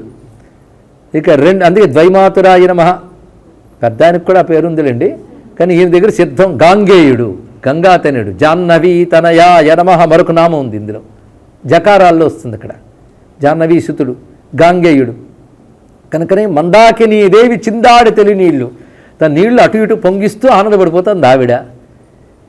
ఆ తర్వాత రెల్లుతోట ఈ గండరిల్లిపోయే, ఆ రెల్లుతోట సంతోషించారు మా అబ్బాయి ఉంది ఇక్కడ. అలా అనగలదా అంటే అది కేవలం జడం కాదు, శక్తి. ఇంకొక పురాణంలో ఏం చెప్తారంటే శివుడిలో 6 ముఖాలు శివుడు ఉన్నాడు. మన 5 ముఖాలు శివుడు మంత్రాలు చెప్తున్నాం. పరశంభు అని ఒక ఆయన ఉన్నాడు ఇక్కడ. పరశంభు మహిమ్నస్తుతం దూర్వాసులు గారు రాశారు. ఇది పెద్ద రహస్యం, ఉపాసన మర్మములండి ఇవన్నీ. అందుకే ఈ భగవతత్వం అంత తేలిక కాదు, ఏదో అర్థమైపోయింది అనుకుంటాం. కానీ ఎంత ఉన్నదో ఆలోచిస్తే కొన్ని అర్థమవుతాయి, తీవ్రంగా ఆలోచిస్తే ఇంకొన్ని అర్థమవుతాయి, తపస్సు చేస్తే కొన్ని అర్థమవుతాయి, తపస్సు పండితే పూర్ణంగా అర్థమవుతుంది. తెలుసుకోండి. అందుకే సమాధానం తపస్సుకు లభిస్తుందే తప్ప మామూలు ఆలోచనలకి, థాట్కి, ఐడియాలకి రాదు. ఇక్కడ ఒక్క ఐడియా చాలు ఏవో మార్చేస్తుంది అంటారు, కానీ ఈ ఐడియా సామాన్యం కాదు. ఇక్కడ అంత తపశ్శక్తి సంపన్నుడు మాత్రమే గ్రహించగలడు. ఆ పరశంభు స్థితిలో ఆయన, అంటే శివుడు 6వ స్థితితో కూడి ధ్యానం చేస్తున్నట్టు. 5 అందరికీ తెలుసు, 4 + 1. ఈయన 6వ స్థితి కంటే తదతీత స్థితిలోకి వెళ్ళిపోయాడు ఆయన. అందుకే కొన్ని శాస్త్రాలు తురీయం తురీయాతీతం అని చెప్తాడు. దాని కొందరు మీమాంస చేశారు. తురీయం అంటే అని అడిగితే తురీయాతీతం అంటే అంతేలేండి పండితులు అలాగే చేస్తారండి ఇంకో ఆయన కాదు. అందులో ఇది సటిల్ పాయింట్ ఉందండి. దీన్ని ఇంకా చెప్పాలంటే నాకు మోక్షం లభించింది అంటే, లభించింది అంటున్నావు కదా, అయితే లభించలేదు అన్నాడు ఆయన. అది ఎలాంటిది అంటే అజ్ఞానం పోయి ముక్తి వచ్చింది. ముక్తి రావడం ఏంటయ్యా, ముక్తిని స్వరూపం వచ్చింది ఏంటిది, మోక్షం వచ్చింది ఏమిటి, నీ స్వాభావిక స్థితి. అది పెద్ద రహస్యం లేండి మొత్తానికి. అదే మోక్ష సన్యాస యోగం అన్నాడు. మోక్షాన్ని కూడా సన్యసించాలట. అర్థమవుతుందా? ఆ 6వ భూమికి అక్కడికి. కనుక ఆ 6వ భూమికి మించి మరొక భూమికి లేదు. ఆ 6వ భూమికి సంబంధించిన జ్ఞానం సుబ్రహ్మణ్యం. వాళ్ళ నాన్న దగ్గర వాడేగా. అది ఆయన ఆ స్థితిలో ఉంటే ఆయన 6 ముఖాల పాలనేత్రాల నుంచి తేజస్సు వచ్చింది శివుడి నుంచి. ఆ పాలనేత్రగత తేజస్సు శరవణంలోకి వెళ్ళి రూపాన్ని స్వీకరిస్తే పార్వతీదేవి ఎత్తుకొచ్చింది. అక్కడి నుంచి ఎత్తుకొని తీసుకొచ్చింది అని కథని చెప్పారు ఇక్కడ. దానికి సంబంధించిన స్తోత్రాలు, శ్లోకాలు ఉన్నాయి. ఆ విధంగా వచ్చిన స్వరూపం అంటే పాలనేత్రం అంటే ఊర్ధ్వరేతస్సు, అందులోంచి తేజో రూపంలో బయటకు వచ్చింది అని భావం. ఏది చెప్పినా ఒకటే, శివశక్త్యాత్మకుడే సుబ్రహ్మణ్యుడు. అది మరోరాదు ఇక్కడ. అది వీటన్నిటికీ అనుబంధం. రిల్లుతోటయు గండ రిల్లిపోయి ఒక్కొక్కటి ఎడంద ఉగ్రాణములు కాగా కందలించిరి కృత్తికాచయంబు. ఇంతమంది చేత కుమార కుమార అని పిలువబడ్డాడు కనుక ఆయన కుమారుడయ్యా అన్నారు ఇక్కడ. అయితే ఇంతేనా, ఇంకా ఉందయ్యో కుమారతత్వానికి. భారతంలో వ్యాసులు వారు చెప్తున్నారు కుమారుడు గురించి. కేచిదేనం వ్యవస్యంతి పితామహ సుతం ప్రభుం సనత్కుమారం సర్వేషాం బ్రహ్మయోనిం తమగ్రత. కుమారస్వామి కథంతా చెప్పి ధర్మరాజుతో మార్కండేయుడు చెప్తున్న మాట, కొందరు ఈయన్ని బ్రహ్మపుత్రుడైన సనత్ కుమారుడు అంటారయ్యా అన్నాడు. ఇదొకట, సనత్ కుమార అన్నారు కదా. సనత్ అంటే శాశ్వతం అన్నారు ఇక్కడ. శాశ్వత కుమారుడు ఈయన ఇక్కడ. ఆయన సనత్ కుమారుడు. మరి సనత్ కుమారుడు సుబ్రహ్మణ్యుడు. అంటే కుమారతత్వం ఒక్కటే. ఆ కుమారతత్వం హిరణ్య గర్భురైనటువంటి పరమేశ్వర స్వరూపం నుంచి, మనస్సు నుంచి వ్యక్తమైంది ఇక్కడ. అది సనత్ కుమార. ఆ సనత్ అంటే శాశ్వతమైన కుమారతత్వం. ఆయన ఎవడు? నివృత్తి మార్గగామి అయిన బ్రహ్మజ్ఞాన స్వరూపుడు సనత్కుమారుడు అంటే. దీనికి సనత్కుమారుడు ఎలా కుమారస్వామి అయ్యాడు, లేదా కుమారస్వామి ఎలా సనత్కుమారుడు అయ్యాడు అనే రహస్యము త్రిపురా రహస్యం అనే గ్రంథంలో ఉందండి. అక్కడ కనబడుతుంది. పురాణ కథ అక్కడ చెప్తోంది. కానీ ఉపనిషత్తు అంతకు ముందే చెప్పింది. భగవాన్ సనత్కుమారస్తగుం స్కంద ఇత్యాచక్షతే, తగుం స్కంద ఇత్యాచక్షతే. 2 మార్లు వస్తుంది చివరికి వచ్చేటప్పటికి. తగుం స్కంద ఇతి ఆచక్షతే అనే మాట ఛాందోగ్యోపనిషత్తులోని మంత్రం ఇక్కడ. అంటే సనత్కుమారస్తగుం స్కంద ఇత్యాచక్షతే. ఆయన భగవాన్, భగవానుడైన సనత్కుమారుణ్ణి స్కందుడు అంటారు. సనత్కుమారుడు గురించి ఎవరికైనా అవగాహన ఉంది కదా. సనక సనందన సనత్కుమార్ సనత్సుజాతులు వీరందరూ ఒకే స్వరూపం. వాళ్ళు మొట్టమొదటి బ్రహ్మ నుంచి వచ్చినటువంటి మానసపుత్రులు. మనస్సు నుంచి వచ్చారు కానీ బ్రహ్మ వాళ్ళని కనలేదు. ఒక విధంగా కన్నాడంటే చూశాడని అర్థం. కానీ ఆయన నేను ఇప్పుడు వాళ్ళని సనత్కుమార్ సృజిస్తాను అనుకోలేదు. అంటే బ్రహ్మమునికి సంబంధించినటువంటి శుద్ధ జ్ఞానమే ఆ రూపంలో వచ్చింది కనుక సనత్కుమారుడు బ్రహ్మజ్ఞానం నేర్చుకోలేదు. బ్రహ్మజ్ఞానమే సనత్కుమారుడు తెలుసుకోవాలి. ఆ సనత్కుమారుడు ఎవరు? ఈ సుబ్రహ్మణ్య తేజస్సే ఆ వ్యక్తమైంది. ఆ సుబ్రహ్మణ్య తేజస్సే శివపార్వతులు తనయుడు. రెండిటికి భేదము లేదు. ఇది తెలుసుకోవాలి అని వ్యాసుడు స్పష్టంగా చెప్తున్నాడు. అంటే కేచిదేనం వ్యవస్యంతి పితామహ సుతం ప్రభుం సనత్కుమారం సర్వేషాం బ్రహ్మయోనిం తమగ్రత కేచిన్ మహేశ్వరం కేచిత్ పుత్రం విభావసోహో ఉమాయాం కృత్తికానాంచ గంగాయాశ్చ వదంత్యుత. ఇది మహాభారత వాక్యం అండి. కనుక అందరు కుమారుడు అయ్యాడు. అంతేకాదు కుమారాయ నమః ఒక మంత్రం, ఇందులో ప్రతి నామం ఒక మంత్రం మరోవద్దు. సాధన చేయండి, చూడండి ఆ నామం ఎంత ఫలిస్తుందో. ఏకాగ్రంగా పట్టి చూడండి, తప్పకుండా ఫలిస్తుంది. కుమార అనే మాటకి పుత్రుడు అని భావమే కాకుండా కుత్సితాన్ మారయతి ఇది కుమారః, ఇది అర్థం. ఇక్కడ కుత్సితులను నశింపజేయువాడు కుమారుడంటే. ఇప్పుడు వాటి అర్థం మారిపోయింది చూసారా. కుత్సితులు అంటే దుర్మార్గులు, దుష్టులు, అసురులు, మీరు ఎవరు పెట్టినా ఆ లిస్టులోకి వచ్చేస్తారు మొత్తం. కనుక ఎందరు కుత్సితులు ఉండి లోకంలో అనుకోవడం కుత్సితమయ్యా అన్నాడు ఇక్కడ. మన బుద్ధులో ఎన్ని కుత్సితాలు ఉన్నాయో, కనుక ఈ కుత్సితములనే వాటన్నిటినీ మారయతి, నశింపజేసేవాడెవడో అతడు కుమారాయ నమః. ఇప్పుడు ఇది అవసరమా లేదా? జగత్తులో ఉన్న దుర్మార్గమంతా పోగొట్టేవాడు, మనలో ఉన్న దుర్వికారములన్నీ తొలగించేవాడు గనక దుష్టత్వ నిర్మూలకుడు కుమారుడు. ఈ శబ్దం అంత విశేషం. ఆయన చేసింది అదే పని. తారకోసర సంహారం కోసం వచ్చాడు. అసుర శక్తి మూలంతో సహా పీకి పారేశాడు అటువంటి మహానుభావుడు ఇక్కడ. కనుక కుమారాయ నమః, కుత్సితుల్ని నశింపజేయవాడు. ఈ శక్తి మళ్ళీ కౌమారి అని అమ్మవారి రూపంగా మనం చెప్తున్నాం. అంత ప్రధాన శక్తి అండి కౌమారి శక్తి. కౌమారి శక్తి గలవాడు కుమారుడు. అందుకే కుమార శబ్దం ఇంత విశేషంగా చెప్పబడుతున్నది. అలాంటి కుమారాయ నమః స్వామివారికి నమస్కారం చేసుకుంటూ క్రౌంచధారణాయ నమః. ఈ క్రౌంచధారి అనే పేరు ఆయనకి ప్రసిద్ధిగా ఉంటుంది. అంటే ఒకప్పుడు అసుర సంహారం చేస్తున్నప్పుడు ఒక రాక్షసుల గుంపు వెళ్ళి ఒక పర్వతంలో లోపలికి వెళ్ళి దాక్కుండిపోయింది. ఆ పర్వతాన్ని ఛేదించాలి, అది ఎవ్వడి వల్ల కాదు. అప్పుడు దేవతలందరూ ప్రార్థన చేస్తే కేవలం తన శక్త్యాయుధంతో ఆ పర్వతాన్ని ఛేదించి అసురుల్ని వెలికి రప్పించి సంహరించాడు. కానీ దాక్కున్న దుష్టత్వాన్ని కూడా బయట పెట్టి కొట్టేవాడెవడు ఆయన క్రౌంచధారి. ఇప్పుడు అటువంటి వాడే కావాలండి. ఇక్కడ కనబడుతున్న శత్రువులు కుత్సితులు చాలామంది ఉంటే మనలో ఉంటూనే ప్రమాదాలు కలిగించే వాళ్ళు లోపలున్నారు, బయట ఉన్నారు. బయట వాళ్ళ సహాయం తీసుకుంటూ మనలో ఉంటూ మనకే నష్టం చేసే పాతకులు ఉన్నారు. ఇలాంటి వాళ్ళందరినీ వెతికి వేటాడి సంహరించే శక్తి పరాక్రమవంతుడిని సుబ్రహ్మణ్యుడిదే అని కుమారాయ నమః క్రౌంచధారణాయ నమః, క్రౌంచ పర్వతాన్ని ఛేదించినటువంటి వాడు. ఇక కామదాయ నమః, కారణాయ నమః, కామ్యాయ నమః, కమనీయాయ నమః, కృపాకరాయ నమః, కాంచనాభాయ నమః. బంగారు కాంతితో విడిచిపోతున్నాడు. సుబ్రహ్మణ్యుడి స్వరూపం అంతా కూడా బంగారు స్వరూపం అండి. మహా సువర్ణ కాంతులతో వెలిసిపోతూ ఉంటాడు. కాంతియుక్తాయ నమః, కామినే నమః, కామకృతే నమః, కామప్రదాయ నమః, కవయే నమః. కవి సుబ్రహ్మణ్యుడు గొప్ప కవిట. కవుల్లో సుబ్రహ్మణ్యుడు గొప్పవాడండి అని అన్నారు పోతన గారే. పుట్టన్ బుట్ట శరంబునన్ మొలువ అంభోయాన పాత్రంబునన్ నెట్టంగల్గను కాళిగొల్వను పురాణింపం దొరంకొంటి మీదెట్టే వెంట చరింతునమ్మ తత్సరణి నాకీవమ్మ ఓయమ్మ మేల్పట్టున్నా కగుమమ్మ నమ్మితిజుమి బ్రాహ్మీ దయాంభోనిధి అన్నాడైన. అక్కడ పుట్టన్ పుట్ట శరంబునన్ మొలువ. అమ్మ గొప్ప కావ్యం రాయాలంటే నేను పుట్టలో పుట్టలేదు అంటే వాల్మీకిని కాను. శరంబునన్ మొలువ అక్కడ చెప్పాడు, శరవణంలో పుట్టలేదు అంటే గొప్ప కవిత్వం చెప్పగలిగేవాడు ఆయన. సుబ్రహ్మణ్యుని కృప ఉంటే గొప్ప కవిత్వం వస్తుంది. సరస్వత ప్రదుడు ఆయన అక్కడ ప్రజ్ఞ. అందుకే ఆయన ఉపాసించి గొప్ప కవులైన వాళ్ళు చాలామంది ఉన్నారు ఇక్కడ. సుబ్రహ్మణ్య ఉపాసన శీఘ్రముగా జ్ఞానం ఇచ్చే దైవం సుబ్రహ్మణ్యుడు. అంతేకాదు గొప్ప ప్రతిభాశాలి అయితే కానీ కవిత్వం చెప్పలేడు కదా. కానీ కవిత్వంలో మొట్టమొదటి ఉండవలసింది ప్రతిభ, రెండవది వ్యుత్పత్తి, మూడవది అభ్యాసం. ఈ మూడింటి వల్ల కవిత్వం వస్తుంది. ప్రతిభ, వ్యుత్పత్తి, అభ్యాసం.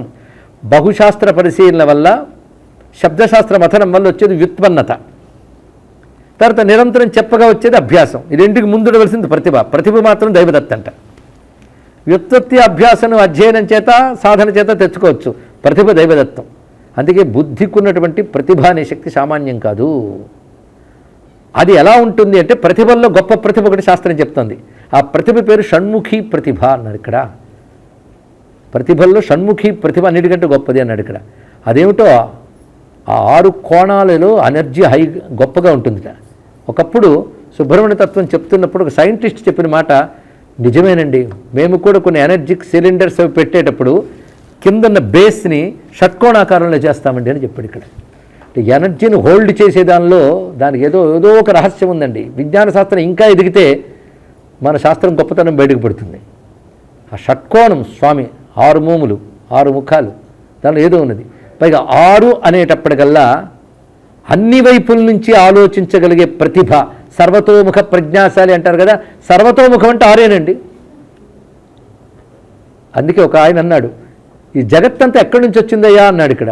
పరమేశ్వరుడి నుంచి. పరమేశ్వరుడి నుంచి వస్తే ఏమనాలి? పరమేశ్వరుడి నుంచి వచ్చిందంటే కుమారుడు అనాలిగా. ఆ ఆ మాటకొస్తే ఒక్క పరమేశ్వరుడి నుంచి వస్తుందా? శక్తి కూడా ఉంది కదా.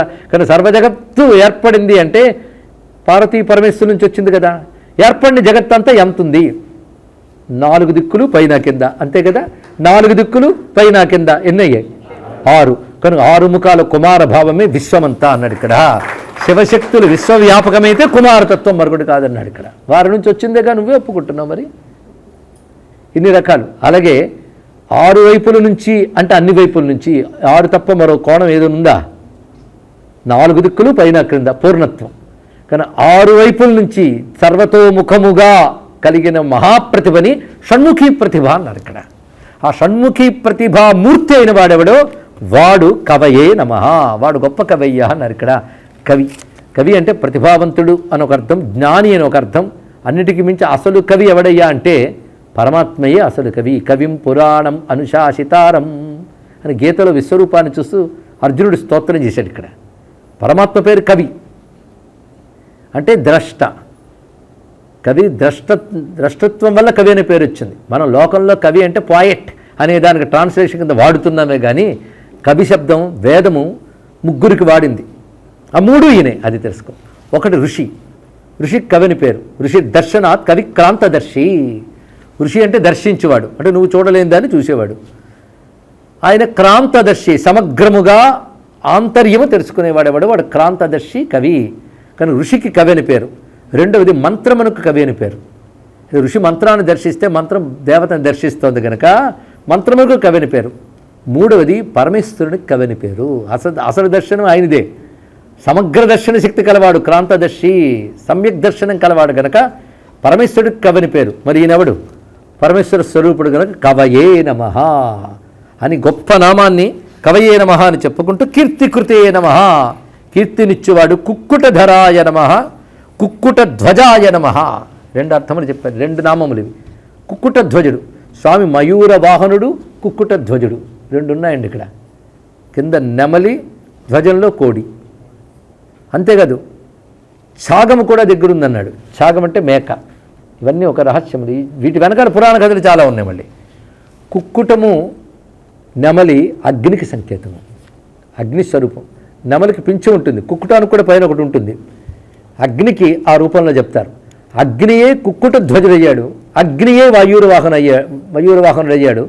అగ్నిని అధిష్ఠించిన యజ్ఞస్వరూపుడైన వాడు సుబ్రహ్మణ్యుడు అయ్యాడండి. ఇది రహస్యం ఉన్నాడు. ఇది ఎలాగూ అంటే చిత్రాగ్ని అని వేదంలో వర్ణించారు. సంవత్సరాగ్ని అని మరొకటి ఉన్నది. అంటే యజ్ఞంలో నిత్యాగ్నిహోత్రం చేసేవాళ్ళు సంవత్సర కాలం ఆరాధన చేస్తారు. యజ్ఞం మీద అవగాహన ఉన్న వాళ్ళకి తెలుస్తుంది, సంవత్సరం అంతా ఒకేలాగా ఆరాధన ఉండదు. ఇది ఆలోచించవలసిన అవసరం ఉంది. ఇక్కడ సంవత్సరం అంతా ఒకలా ఉండదు ఆరాధన. ఎలా ఉంటుంది అంటే అగ్నిహోత్ర ఆరాధనలో ఋతువులు మారుతున్న కొద్దీ ఇష్టులు మారుస్తూ ఉంటారు. శరదృతువులోకి ఇష్టి చేస్తారు, వసంతంలో మరొక ఇష్టి చేస్తారు. అలాగే దీన్ని బట్టి కాలంలో వచ్చే మార్పులు కొద్దీ అగ్నిహోత్ర కర్మలు మారుతున్నాయి. ఇలాగ సంవత్సర కాలం ఒక పూర్తి యజ్ఞము ఆవృతి అవుతుందండి. మొత్తం ఒక సంవత్సర కాలం ఎలాగైతే చైత్రం నుంచి మళ్ళీ మనకి శిశిరం వరకు ఒక సంవత్సరం పూర్తి అవుతుంది, మధ్యలో భాగం తీసుకుని సంవత్సరం అనకూడదు. అంటే ఋతువు మొదలుపెట్టి చిగురుతో మొదలుపెట్టి ఆకురాలడంతో పూర్తయ్యే వరకు సైకిల్. ఇది మళ్ళీ రిపీట్ అవుతుంది మరొక సంవత్సరంలో. అందుకు సంవత్సరం పూర్ణకాలం అని చెప్పడానికి కారణం ఏంటంటే మార్పులన్నీ దేని యందుంటాయో అది సంవత్సరం. సమ్యక్ వసనం, మార్పులన్నీ అందులో ఉన్నాయి. మళ్ళీ ఈ మార్పులు మళ్ళీ రిపీట్ అవుతాయి తప్ప కొత్తవి అక్కడే రావు కదా. అది చెప్పారు ఇక్కడ. దాన్ని అనుసరించి యజ్ఞం చేస్తున్నాం. అంటే సంవత్సరంలో వచ్చే మార్పులు లోకానికి క్షేమం కలిగించేటట్టు ఉండడం కోసం సంవత్సర రూపమైనటువంటి యజ్ఞం చేస్తుంటారు అగ్నిహోత్రం నందు. దీని సంవత్సరాగ్ని అని పేరు. ఈ సంవత్సరాగ్ని ఎలా ఉంటుంది అంటే ఋతువులను అనుసరించి ఉంటుంది. ఎన్ని ఋతువులండి? ప్రవచనాలు పూర్తయ్యే లోపల ఎన్ని 6లు చెప్పానో గుర్తుపెట్టుకోవాలి. ఇప్పుడే దేశం 6, కాలం 6. దేశం 6 అంటే పైన క్రింద, అదే 4 పక్కల, అది దేశం. Space 6, time 6. అందుకు ఋతువులన్నీ 6, 6 ముఖాలు. మాసాలన్నీ 12. 12 మాసాలు 12 చేతులుగా 6 ఋతువులు 6 ముఖాలుగా ఉన్న సంవత్సరాగ్ని స్వరూపుడు సుబ్రహ్మణ్యుడు. దేని మీద కూర్చున్నాడు అంటే వాహనాలన్నీ అగ్నిస్వరూపాలే. అసలు ఆ మాటకొస్తే లోతుగా ఆలోచిస్తే మన ఆరాధించే దేవతలందరూ అగ్నిస్వరూపులే. వాహనాలు అగ్నిస్వరూపాలే, అంటే భూమికలు. దీనిపైన అగ్నిపైన అగ్ని ఉందంటే అర్థం ఏంటి? అధిష్టానం చేసుకుందని అర్థం. అలాగే మూషకము అనే దానికి ఒకప్పుడు గణపతి గారు చెప్పేటప్పుడు భూగర్భమునందు కొన్ని అగ్నులు పెట్టి దాచి ప్రక్రియ ఒకటి ఉన్నది, దానికి మూషకాగ్ని అని పేరు. అలా అగ్నిస్వరూపం. ఆ అగ్ని పెట్టి నువ్వు ఆరాధన ఒక దేవతను చేసినప్పుడు ఆ దేవత వ్యక్తమవుతుంది. అది ఆ వాహనాన్ని అధిష్ఠించినది అని చెప్పుకుంటారు. ఇది ఇన్ని రహస్యాలు తెలిస్తే కానీ హిందూ దేవతలు అర్థం కారు. ఎంతో జ్ఞానం ఉంటే కానీ తెలియనంత సైంటిఫిక్ దేవతలు హిందూ దేవతలు తెలుసుకుంటారు. ఇవి తిరిగి ఆవిడ పడితే వాడి దేవుళ్ళ గురించి మాట్లాడడమే. ఏమిటయ్యా దేవత అంటే ఆయన ఏదో చెప్పాడు కానీ మాకు అర్థం కాలేదండి నేను చెప్పినా చాలండి. నీ బుర్రకు అర్థం కానంత జ్ఞానం మా దేవతల విషయంలో ఉన్నది. ఎందుకంటే గ్రహాల గురించి నక్షత్రాల గురించి సైంటిస్ట్ చెప్తే అప్పటికి అర్థం కాకపోయినా వాళ్ళు ఉన్నారు కనుక వీడు చెప్పాడు. కనుక అర్థం కాకపోయినా దేవతలు ఉన్నారు, దేవతా శక్తులు ఉన్నారు. నీ బుర్రకు అర్థం కానంత గొప్ప శక్తులు వారు. కనుకనే అతడు యజ్ఞాగ్ని అయ్యాడు కదా, సంవత్సరాగ్ని. దాన్ని దేన్ని అధిష్ఠించండి? చిత్రాగ్ని అని ఒక అగ్ని ఉందండి. చిత్రాగ్ని చిత్రం దేవానాముదుగా అదనీకం చినోతి అనేక వర్ణాహ ఇది చిత్రం. చిత్రశబ్దానికి వైదిక నిరుక్తం ఇచ్చిన నిర్వచనం. చినోతి అనేక రంగులను వెదజల్లినది. అంటే అగ్నిహోత్రులు అనేక వర్ణాలు ఉంటాయి, అదొకటి. కాలం 6 ఋతువుల్లో ఎన్ని వర్ణాలు మారుస్తుందో చూడండి. వన్నెలు, కాలస్వరూపం నుండి మార్పులు, ఇన్ని వన్నెలు. అన్ని వన్నెలున్న పింఛము లా చిత్రాగ్ని మయూరం ఉంటే దాన్ని అధిష్ఠించిన సంవత్సరాగ్ని 6 ముఖాలతో 12 చేతుల్లో ప్రకాశిస్తుందయ్యా. అది దీని యొక్క రహస్యం ఉంది. ఇక్కడ చూశారు కదా, అది ఆ భావాన్ని చూపిస్తున్నారు. అదొకటైతే కుక్కుటం అన్నాడు ఇక్కడ, అది కూడా అగ్నిస్వరూపాల్లో ఒకటి అని చెప్పారు ఇక్కడ. అంతేగాని జంతువులు పక్షులను కాదు. మీ దేవుళ్ళకి ఎందుకు ఈ వాహనాలంటే వాహనాల గురించి ఇంత జ్ఞానం ఉన్నది. అదేమిటో డీలింగ్ అయిపోయాం వైదిక విజ్ఞానానికి. పురాణాలు సంకేతించి మనకు చెప్తున్నాయి. ఆ రెండింటిని మేళనం చేసుకుంటే కానీ అర్థం కాని తత్వం ఇక్కడ. తీసిపారేయడం సులభం అండి, ఓపికతో అర్థం చేసుకోవడానికే ఓపిక ఉండాలి, సాధన చేయాలి, ఏకాగ్రత ఉండాలి. ఎంత అద్భుతం కనబడుతుంది ఇక్కడ. కనుక 6 ముఖాలకి ఇప్పుడు 2 రకాల అర్థాలు చెప్పాం, అలాగే పెట్టుకోండి మనస్సులో. మొత్తానికి కుక్కుట రూపం. ఇంకొక అర్థం ఏంటంటే దేశము కాలము, ఈ కాలస్వరూపాన్ని సంకేతమే కుక్కుటం అని కూడా చెప్పారు. కుక్కుటం కూస్తేనే తెల్లారింది అనేవాళ్ళం. కోడి కూసే వేళ అని అనడమే తెల్లారిందని అనడానికి అర్థం ఇక్కడ. కానీ కాలాన్ని సూచించే ఒక తత్వము ధ్వజమై ప్రకాశితం రెపరెపలాడుతుంది ఇక్కడ. అలాగే ఈ దేశకాలంలో విస్తరించినటువంటి ఋతువుల వల్ల భూమి యందు ప్రకటింపబడేటువంటి వివిధ శక్తులే మయూరముగా గోచరిస్తున్నాయి ఇక్కడ. అందుకే దేశతత్వాన్ని, అది కాలతత్వాన్ని సంకేతిస్తూ కుక్కుట ధ్వజుడుగా, కుక్కుట ధరుడుగా, మయూర వాహనుడుగా స్వామి ప్రకాశిస్తున్నాడయ్యా అని చెప్పారు ఇక్కడ. అలాగే శరవణ భవుడు కూడా వచ్చాడు కనుక షట్కోణ స్థానం ఎక్కడ ఉంటుందంటే భూమధ్య స్థానంలో ఉంటుందండి. అక్కడితో కుండలిని ఆగిపోయింది. కుండలిని మొదటి కొన మూలాధారం, చివరి కొన ఆజ్ఞాచక్రం. మూలాధారం గణపతి, ఆజ్ఞాచక్రం సుబ్రహ్మణ్యుడు. ఇది తెలుసుకోవాలి. ఎవరి కింద ఎవరిపైనా కాదు. మూలాధారజ నాదమెరుగుటే ముదముగ మోక్షమురా. హస్తిముఖ నాదం, అందుకే హస్తినాద ప్రబోధినీం, అది రహస్యం అక్కడ. అక్కడ ఉంటుంది హస్తినాదం, అదే మూలాధారజనాద మెరుగుటే. శ్రీ సూక్తం దాన్ని చెప్తోంది ఇక్కడ. అక్కడ జాగృతమైన చైతన్యమే సుబ్రహ్మణ్యునిగా పైకి ప్రాకి 6 ముఖాలతో పూర్ణంగా వికసిస్తే కైలాసంలో ఉన్న శివపార్వతులు ఎత్తుకుని ఒళ్ళో పెట్టుకుంటున్నారయ్యా అని చెప్పారు ఇక్కడ. కనుక కొండలకు 2 కోణలు ఇప్పుడు చెప్పబడుతున్నాయి. కనుక కుక్కుట ధ్వజుడు, మయూర వాహనుడు, శరవణ భవుడు ఆయన సుబ్రహ్మణ్య స్వామికి నమస్కరిస్తూ స్వస్తి. రేపటి రోజున మిగిలిన వృత్తాంతం తెలుసుకుందాం.